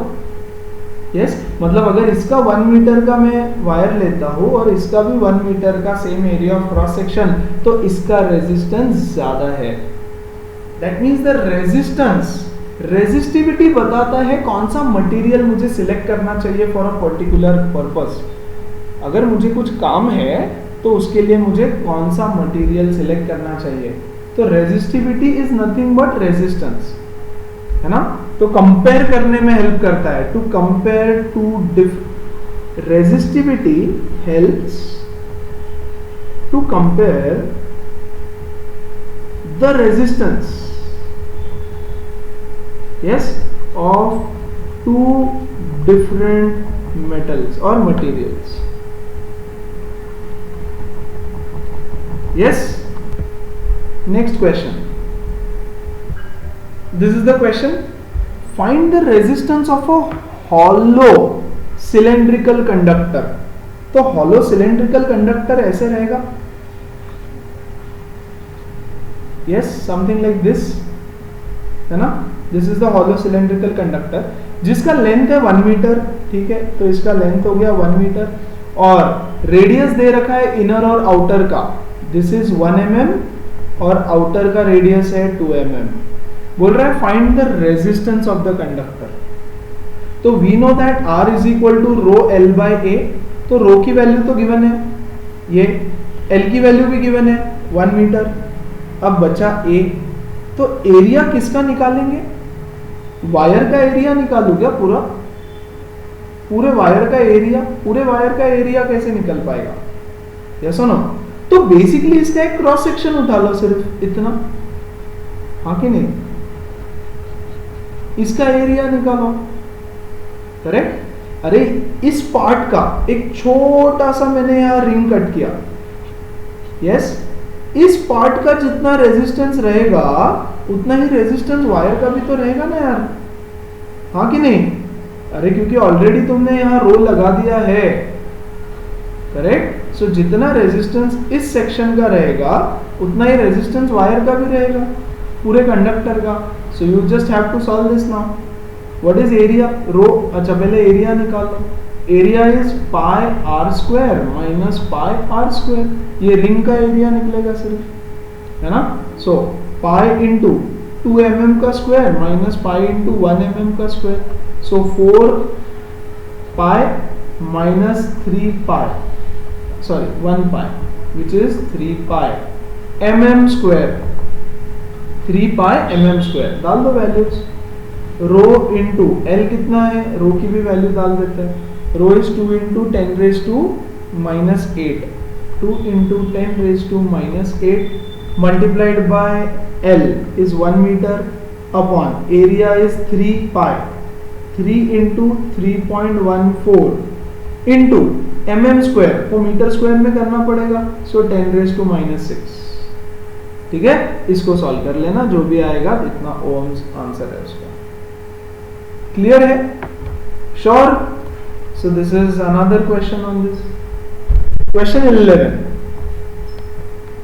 a wire carries a current I of 0.5 ampere when a potential difference of 1 volt is applied across it. What is the conductance? Conductance मतलब G, conductance पूछा है। Yes, if the wire were of length 3 metre, ये दे रखा है, and area of cross section दे रखा है 5.4 mm square, then calculate the conductivity. Conductivity मतलब ये कैलकुलेट करना है ना। What is conductance? G is equal to 1 by R, yes और no? So G is equal to 1 upon R क्या होता है? V by I, so V by I which is nothing but I by V, correct. I दे रखा है 0.5, V दे रखा है 1.5, point से point कटा 1/3, यस। तो G is equal to 0.33 siemens. Siemens का S होता है सिंबल, या तो फिर और ओम, सीमेंस का सिंबल होता है S। और कंडक्टेंस, ये हो गया कंडक्टेंस, यस। कंडक्टिविटी निकालने बोला है। Now conductivity is equal to 1 by rho, तो पहले रो निकालना पड़ेगा, यस। तो R is equal to rho, R is equal to rho L by A, rho is equal to R into A by L। Please निकाल लेना, ये please निकाल लेना, and this is equal to 1 upon rho. Fine, simple calculation है, इसलिए वो छोड़ रहा हूं तुम्हारे लिए, एकदम बेसिक बेसिक छोटे छोटे छोटे छोटे सम से, ठीक है। चलो एक और करते हैं, based on whatever concepts we have dealt with till now, yes. चलो क्वेश्चन बोल रहा है, there is a silver wire and it has a resistance of 2.1 ohms at 27.5 degrees Celsius, and it has a resistance of 2.7 ohms at 100 degrees Celsius. Determine the temperature coefficient of resistivity. इतना resistance है at this temperature, इतना resistance है at this temperature, बोल रहा है find alpha. तो पहली चीज, you do not have to convert this into kelvin, not required, क्योंकि केल्विन रेज टू -1 या डिग्री सेल्सियस रेज टू -1 दोनों भी यूनिट्स करेक्ट है. फाइन.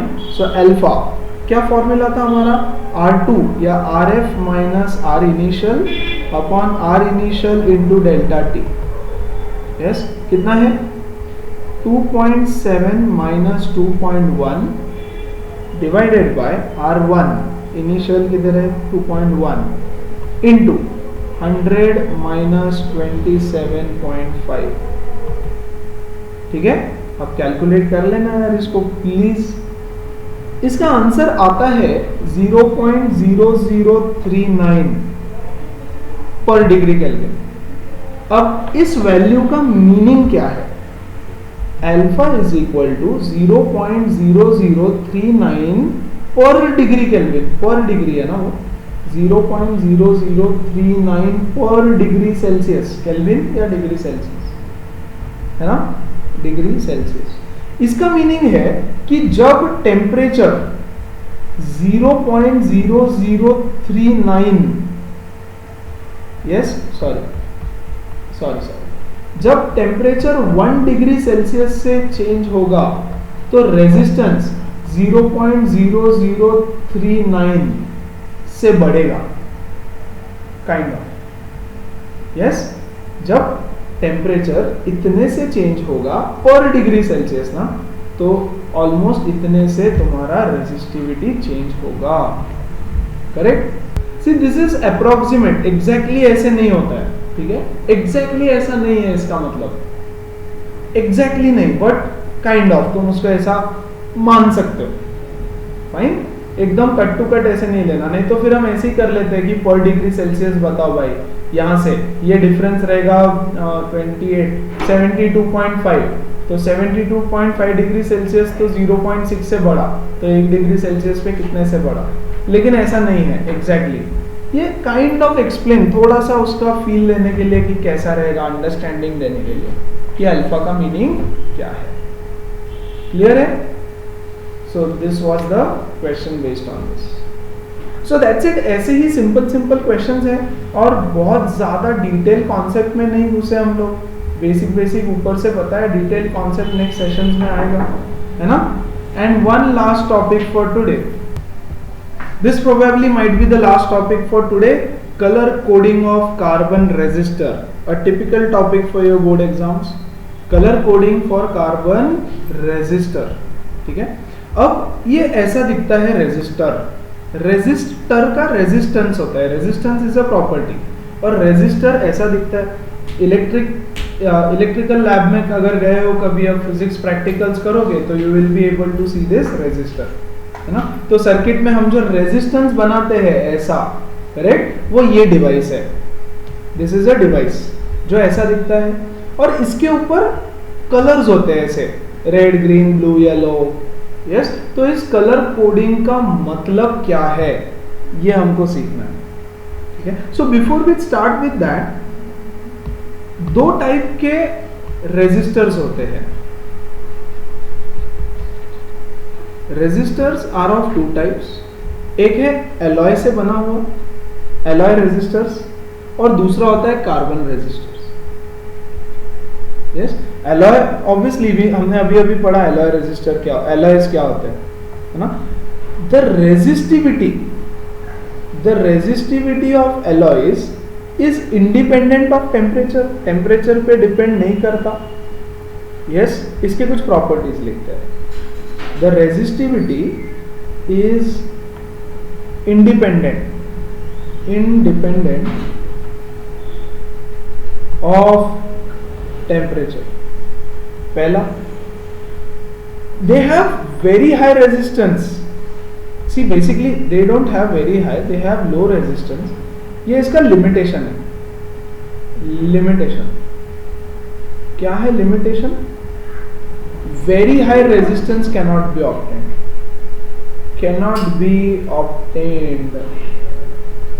बहुत ज्यादा हाई रेजिस्टेंस अगर तुमको चाहिए तो एलॉय रेजिस्टर से नहीं मिल पाता। और इसके लिए अगर तुमको बहुत हाई रेजिस्टेंस चाहिए ना, इट कैन बी ऑब्टेन्ड, लेकिन उसके लिए बहुत बड़ा वायर लगेगा, बहुत long wire, very long wire लगेगा, या फिर वेरी लॉन्ग। ये जो डिवाइस है ना, ये बहुत बड़ा डिवाइस लगेगा। ये जो वायर है ना, सी ये कुछ नहीं है, ये रेजिस्टर नहीं है, ये तो वुड है, वुड, और उसके ऊपर कुछ कलर है। ये जो वायर है, ये wire, this is a resistor, ये वायर रेजिस्टेंस का है, करेक्ट? तो वो बहुत बड़ा वायर लगेगा। सो इसलिए हम लोग प्रैक्टिकल पर्पसेस के लिए यूज करते हैं carbon resistor, because it has a very high resistance, है ना, with a very small size, तो बहुत छोटी साइज में बहुत बड़ा रेजिस्टेंस वो प्रोवाइड कर सकता है। Yes, and they are quite small also, ठीक है, स्मॉल रहता है तो यूज बहुत ज्यादा कर सकते हैं उसमें हम, करेक्ट? अब देखो, ये इतना छोटा होता है, चावल का दाना होता है ना, चावल, rice, a grain of rice, correct? या एक्चुअली ग्रेन ऑफ राइस के जितना उसका थिकनेस होता है, थिकनेस पतला होता है यार, ऐसे थिन वायर। तो अब इसका रेजिस्टेंस वैल्यू इस वायर पे कैसे लिखोगे? सी, ये है रेजिस्टर, है ना, तो इसका वैल्यू इसके ऊपर लिखना पॉसिबल नहीं है, वायर के ऊपर। और लिख भी दो, पॉसिबल तो सब कुछ है यार, है ना, राइस ग्रेन पे भी नाम लिख के मिलता है, लेकिन उसको देखने में कितनी तकलीफ होती है। यस और नो? देखा रहेगा ना, राइस ग्रेन पे नाम लिख के देते हैं, बट देखने में बड़ी दिक्कत होती है, बहुत पास से देखो। और ये तो उससे भी पतला वायर है, तो उस पर वैल्यू लिखना बहुत डिफिकल्ट है। That's why we use some colour coding, और उस कलर कोडिंग का कुछ मीनिंग होता है। वो क्या है देखते हैं। पहले ये देख लो सर, ऐसे कलर्स होते हैं इसके ऊपर, there are 4 bands of colours, 4 bands of colour, है ना। ये देखो, ये है मेरा फर्स्ट बैंड, ये है सेकंड, ये है थर्ड, ये है फोर्थ, हर एक पे 4 रहेगा, 1 2 3 4, है ना, 1 2 3 4। ऐसा क्यों लिखा मैंने, ऊपर से नीचे, नीचे से ऊपर, बिकॉज यही 1 है, ये 4 है, इसमें ये 1 है, ये 4 है, ठीक है, समझेगा। ये 1 2 3 4, यस। तो इसमें जो 4 नंबर है, 1 2 3 4, ऐसे 4 नंबर असाइन करेंगे हम लोग। 4 कोएक्सियल कलर बैंड्स बोलते हैं इसको, 4 कोएक्सियल, एक के बाजू में एक, कलर बैंड्स, यस। इसमें से जो बैंड नंबर 1 और बैंड नंबर 2 होता है, ये दिखाता है, ये है बैंड नंबर, ये बताता है अ नंबर, सिग्निफिकेंट वैल्यू, एक नंबर देगा वो number, which is nothing but value, एक बड़ा सा सिग्निफिकेंट वैल्यू देता है। जो थर्ड नंबर का बैंड है, band number 3, it gives the magnitude नहीं, पावर ऑफ 10 देता है, सब समझाऊंगा, पावर ऑफ 10। और जो फोर्थ बैंड है, that gives the tolerance limit. Yes, tolerance मतलब होता है variation, yes, from the given value. अब धीरे धीरे सब समझाऊंगा। यस, देखो, now look at this is the meaning of each color. See, black, brown, red, orange, yellow, green, blue, violet, gray, white, gold, silver, ठीक है। now this is the first band and second band का color.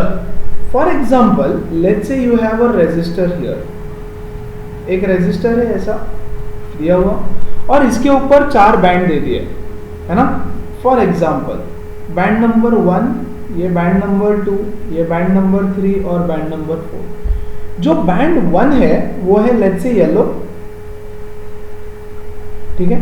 जो band number 2 है वो है red, let's say red. जो band number 3 है वो है लेट्स से ब्राउन, कोई भी कलर का हो सकता है।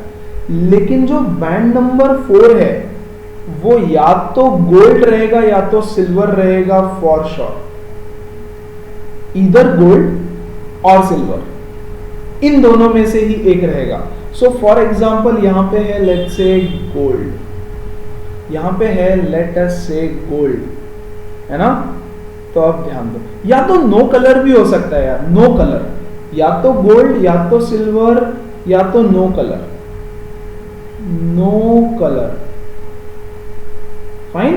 अब इसका मीनिंग क्या है, देखो बैंड नंबर 1 इज येलो, तो येलो का 1 में वैल्यू देखो, टेबल में येलो का 1 में वैल्यू है ना 4, बैंड 1 4, तो हम यहां लिखेंगे 4। सेकेंड कलर है रेड, तो रेड का बैंड 2 में वैल्यू देखो, क्योंकि बैंड नंबर 2 रेड है, सो बैंड 2 में कितना है 2, यस। फिर हम लिखेंगे इनटू, इनटू, इसको छोड़ दो यार, ये मत देखो, ये don't look at this values, ये वैल्यू को नहीं देखना, मैं इसकी वैल्यू में बता रहा हूं। ये रहेगा 10 raise to 0, 10 raise to 1, 10 raise to 2, 10 raise to 3, 10 raise to 4, 5, 6, 7, 10 raise to 8 and 10 raise to 9। White तक ही वैल्यूज याद रखेंगे, 10 रेज टू 9 तक होता है। अब थर्ड वाला बैंड देखो कौन सा है, ब्राउन, तो ब्राउन का थर्ड बैंड मल्टीप्लायर, इसको मल्टीप्लायर बोलते हैं, ब्राउन मतलब 10 रेज टू 1, यस और नो। तो इसको लिखूंगा मैं 10 raise to 1 into gold, gold का टॉलरेंस देखो प्लस माइनस 5%, तो मैं यहां लिखूंगा प्लस और माइनस 5%। मतलब मेरा रेजिस्टेंस कितना है इसका, ये जो वायर है ना इसका रेजिस्टेंस है 420 ओम्स प्लस और माइनस 5%। मतलब क्या 420 ओम्स है और इसमें प्लस माइनस 5% का वेरिएशन हो सकता है। जैसे मैं तुमको बोलूं एग्जाम में कितना मार्क्स आएगा आउट ऑफ 100, तो तुम बोलोगे सर 90 मार्क्स आएगा, 90% आएगा, 1-2 मार्क आगे पीछे, यस और नो, फॉर एरर, कि भाई सिली मिस्टेक हो गया, कुछ एरर हो गया, कुछ मिस्टेक हो गया, तो प्लस और minus 5%, that is the variation tolerance, getting it. तो ऐसे रेजिस्टेंस खुद को कैलकुलेट करना पड़ता है and this will be a part of your practicals as well, ठीक है।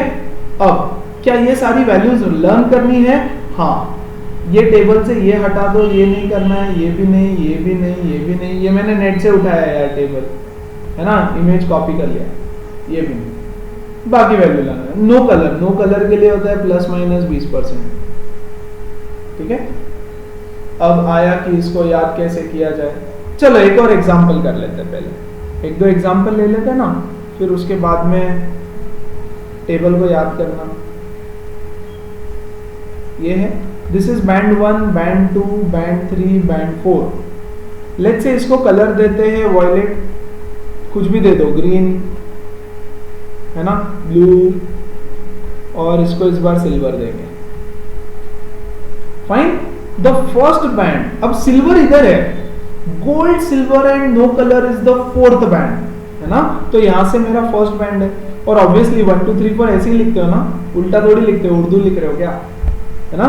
तो 1, तो वॉयलेट, वॉयलेट में बैंड 1, ये देखो बैंड 1 वॉयलेट है, तो 7, फाइन। तो मैं यहां लिखूंगा 7, इनटू नहीं लिखना, 7 इनटू नहीं लिखना है, ठीक है। फर्स्ट नंबर इज 7 और सेकंड नंबर को उसको जोड़ दो, ग्रीन, ग्रीन का नंबर देखो क्या है 5, यस। तो 7 के साथ 5 को जोड़ दो, फिर इनटू लिखना। तो पहले दो एक साथ होते हैं, देखो मैंने यहां पे भी पहले दो एक साथ बताया, पहले दो मिलाकर के एक न्यूमेरिकल वैल्यू देगा, units place and tens place. So basically ये है टेंस प्लेस और ये देगा मुझे units place of the number, correct. फिर थर्ड ब्लू, तो ब्लू यहाँ पे है, ब्लू की है देखो 10⁶ पावर मैग्नीट्यूड, सो यहाँ लिखूंगा 10⁶ प्लस और माइनस सिल्वर, सिल्वर का टॉलरेंस देखो क्या बताया है 10%, है ना, सो प्लस और माइनस 10% टॉलरेंस, तो इसका रेजिस्टेंस कितना आएगा 75 इंटू 10⁶ ओम्स, प्लस और माइनस 10% वेरिएशन के लिए रूम छोड़ा हमने, this is the resistance of this resistor, ठीक है क्या, यस। तो अब इसको याद कैसे किया जाए, वैसे बहुत सारे तरीके हैं, बहुत सारे, है ना, सब लोग अपना अपना तरीका बनाते हैं इसके लिए। Using acronyms you can learn this. Number 1, yes, तो black brown Roy, black brown Roy of Great Britain, Great Britain had a very good wife, had a very good wife, wearing gold silver necklace, gold silver necklace, है ना। ये पहला black दूसरा brown तो आ ही गया, R for red, G for green, yes, B for blue, had a तो ऐसा ही है ना, V फॉर वॉयलेट, अब वापस G आ गया, आगे नहीं, 2 बार G आ गया, तो this second G is grey, ये याद रखना पड़ता है कि पहला G ग्रीन था और दूसरा G ग्रे है, यस। फिर उसके बाद में वाइफ, ये वाइट, 1 सेकेंड ना याद करने दो, ये वाइट हो गया, वेयरिंग, वाइट के बाद ये W कैपिटल नहीं चाहिए, वेयरिंग गोल्ड, ये तो गोल्ड का गोल्ड, सिल्वर का सिल्वर, नेकलेस का N इज नो कलर, है ना, ये वेयरिंग के लिए कुछ फुल फॉर्म नहीं होता है यहाँ पे, यस, वेयरिंग ऐसा ही है, समझ में आया, करेक्ट। सो यहां से देखो ब्लैक ब्राउन रॉय ऑफ, यार ऑफ के लिए ऑरेंज है, of Great Britain, of, O, of, yes, तो O for orange, black brown Roy of Great Britain, yellow छूट गया यार दोस्तों, Great Britain had a very good wife wearing gold silver necklace, so ऐसा नेमोनिक बनता है उसका, फाइन। येलो छूट गया, येलो के लिए तुम अपने से कुछ डाल देना यार, कुछ होगा मुझे याद नहीं आ रहा है, वो कुछ होगा येलो का मुझे याद नहीं आ रहा है, लेकिन I don't remember it like this, मैं इसको ऐसे याद नहीं रखता क्योंकि मुझे ये टेक्निक ही नहीं पसंद, मैंने बचपन से कभी ऐसे पढ़ाई नहीं किया। How do I remember it? Is Vibgyor, Vibgyor पता है ना, VIBGYOR,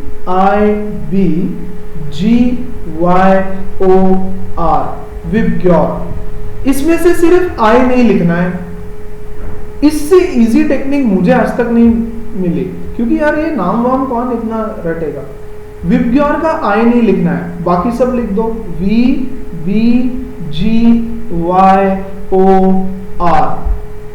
विबग्योर हो गया। ऊपर में ये याद रह जाता है, पहला ब्लैक दूसरा ब्राउन, पहला ब्लैक दूसरा ब्राउन, और फिर वॉयलेट हो गया, दिस इज वॉयलेट, फिर G ग्रे, व्हाइट, खत्म।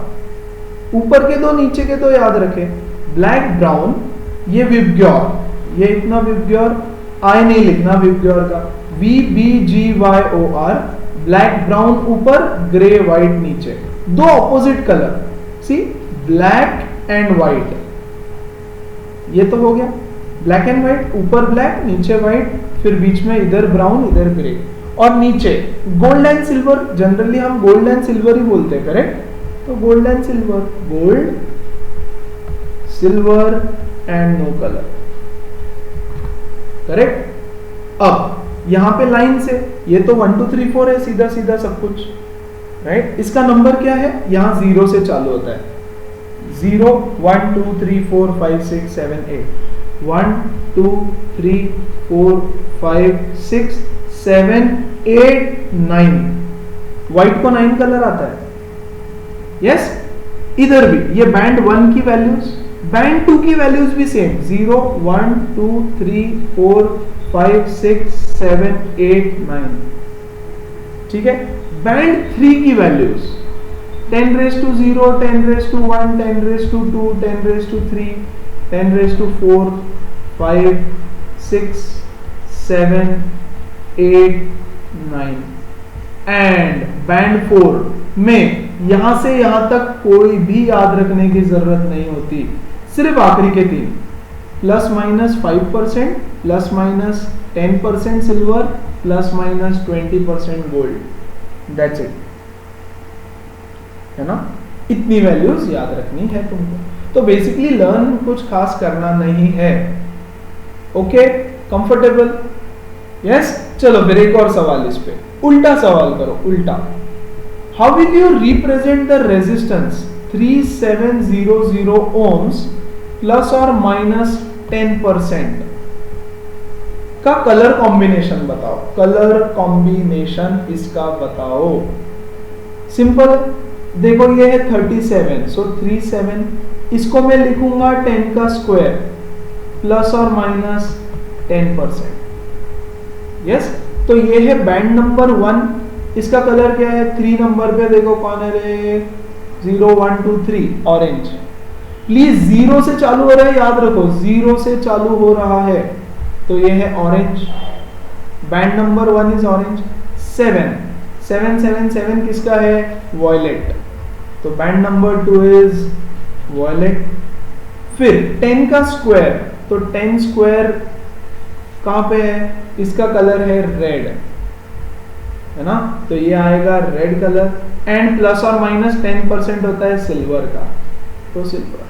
तो दोनों टाइप के क्वेश्चन आ सकते हैं, कलर दिया रहेगा रेजिस्टेंस निकालो, रेजिस्टेंस दिया रहेगा कलर निकालो, यस और नो। अब एक चीज और देखो, this value of resistance is very high, बहुत बड़ी वैल्यू है ये, 3700 ohms, अच्छी खासी बड़ी है ना। देखो ऊपर हमने जो कॉम्बिनेशन बनाए थे, ये तो 10 raised to 6, ये तो और भी बड़ा रेजिस्टेंस है ना। तो कार्बन रेजिस्टर्स, इतना बड़ा बड़ा रेजिस्टेंस हमको एक छोटे से कार्बन रेजिस्टर या कार्बन वायर में और स्मॉल साइज में मिल जाता है, गेटिंग इट, है ना। तो रेजिस्टेंसेस, रेजिस्टर्स, काफी सारी पुरानी चीजें सीखी हमने, काफी सारी आज नई चीजें भी सीखी, ठीक है। तो टू समराइज, हमने आज करंट देखा क्या है, करंट का नया डेफिनेशन dq/dt देखा। Second, current density which was completely new, है ना। फिर रेजिस्टेंस के बारे में पढ़ा और फैक्टर्स देखे सारे, यस। फिर alpha coefficient of thermal resistivity के बारे में पढ़ा। फिर उसके बाद conductance G, yes, and conductivity sigma, ये पढ़ा। और उसके बाद में लास्ट में कलर कोडिंग, ये पढ़ा। और ये सारी चीजें पूरा थरोली डेप्थ में पढ़ी, जितना रिक्वायर्ड है। इनके पीछे का जो कॉन्सेप्ट है ना, और जैसे करंट क्या होता है, इलेक्ट्रॉन्स कैसे मूव करते हैं, ऐसे क्यों मूव करते हैं, व्हाटएवर, इलेक्ट्रॉन का स्पीड कितना है, वेलोसिटी कितना है, all of these things will be covered in the next session, है ना। तो नेक्स्ट सेशन सबसे ज्यादा इंपॉर्टेंट होगा ये पूरे चैप्टर में। ये चैप्टर बहुत इजी है, अभी तक का ये सेशन तो बहुत ही ज्यादा इजी था। इस पे बेस्ड मैंने स्टार्टिंग में सेशन में बोला था, जो बोल रहा हूं ना एक चैप्टर के लिए फॉलो करके देखो, पसंद आए तो आगे भी फॉलो कर लेना, नहीं तो तुम जैसे पढ़ रहे हो वैसे पढ़ते रहो। So homework for today, so this is your homework, complete the session. Session में हमने जो 10-12 छोटे छोटे न्यूमेरिकल्स किए वो करना है, एंड ऑल इन वन में जाओगे। ऑल इन वन में से सॉल्व्ड एग्जांपल्स 1 से लेके 12 तक, 7 और 8 छोड़ देना, सिखाया नहीं है अभी, है ना। Go to H C Verma. H C Verma में सबसे लास्ट में चैप्टर के एंड में देर इज एक्सरसाइजेस। सी बहुत सारे क्वेश्चंस होते हैं उसमें, objective 1, objective 2, worked out examples, ये वो शॉर्ट आंसर क्वेश्चंस, कुछ नहीं। क्या करना है, एक्सरसाइजेस में जाओगे और इतने क्वेश्चन सॉल्व करना है, 1 2 3 4 5 6 7 8 है ना, 10 13 14।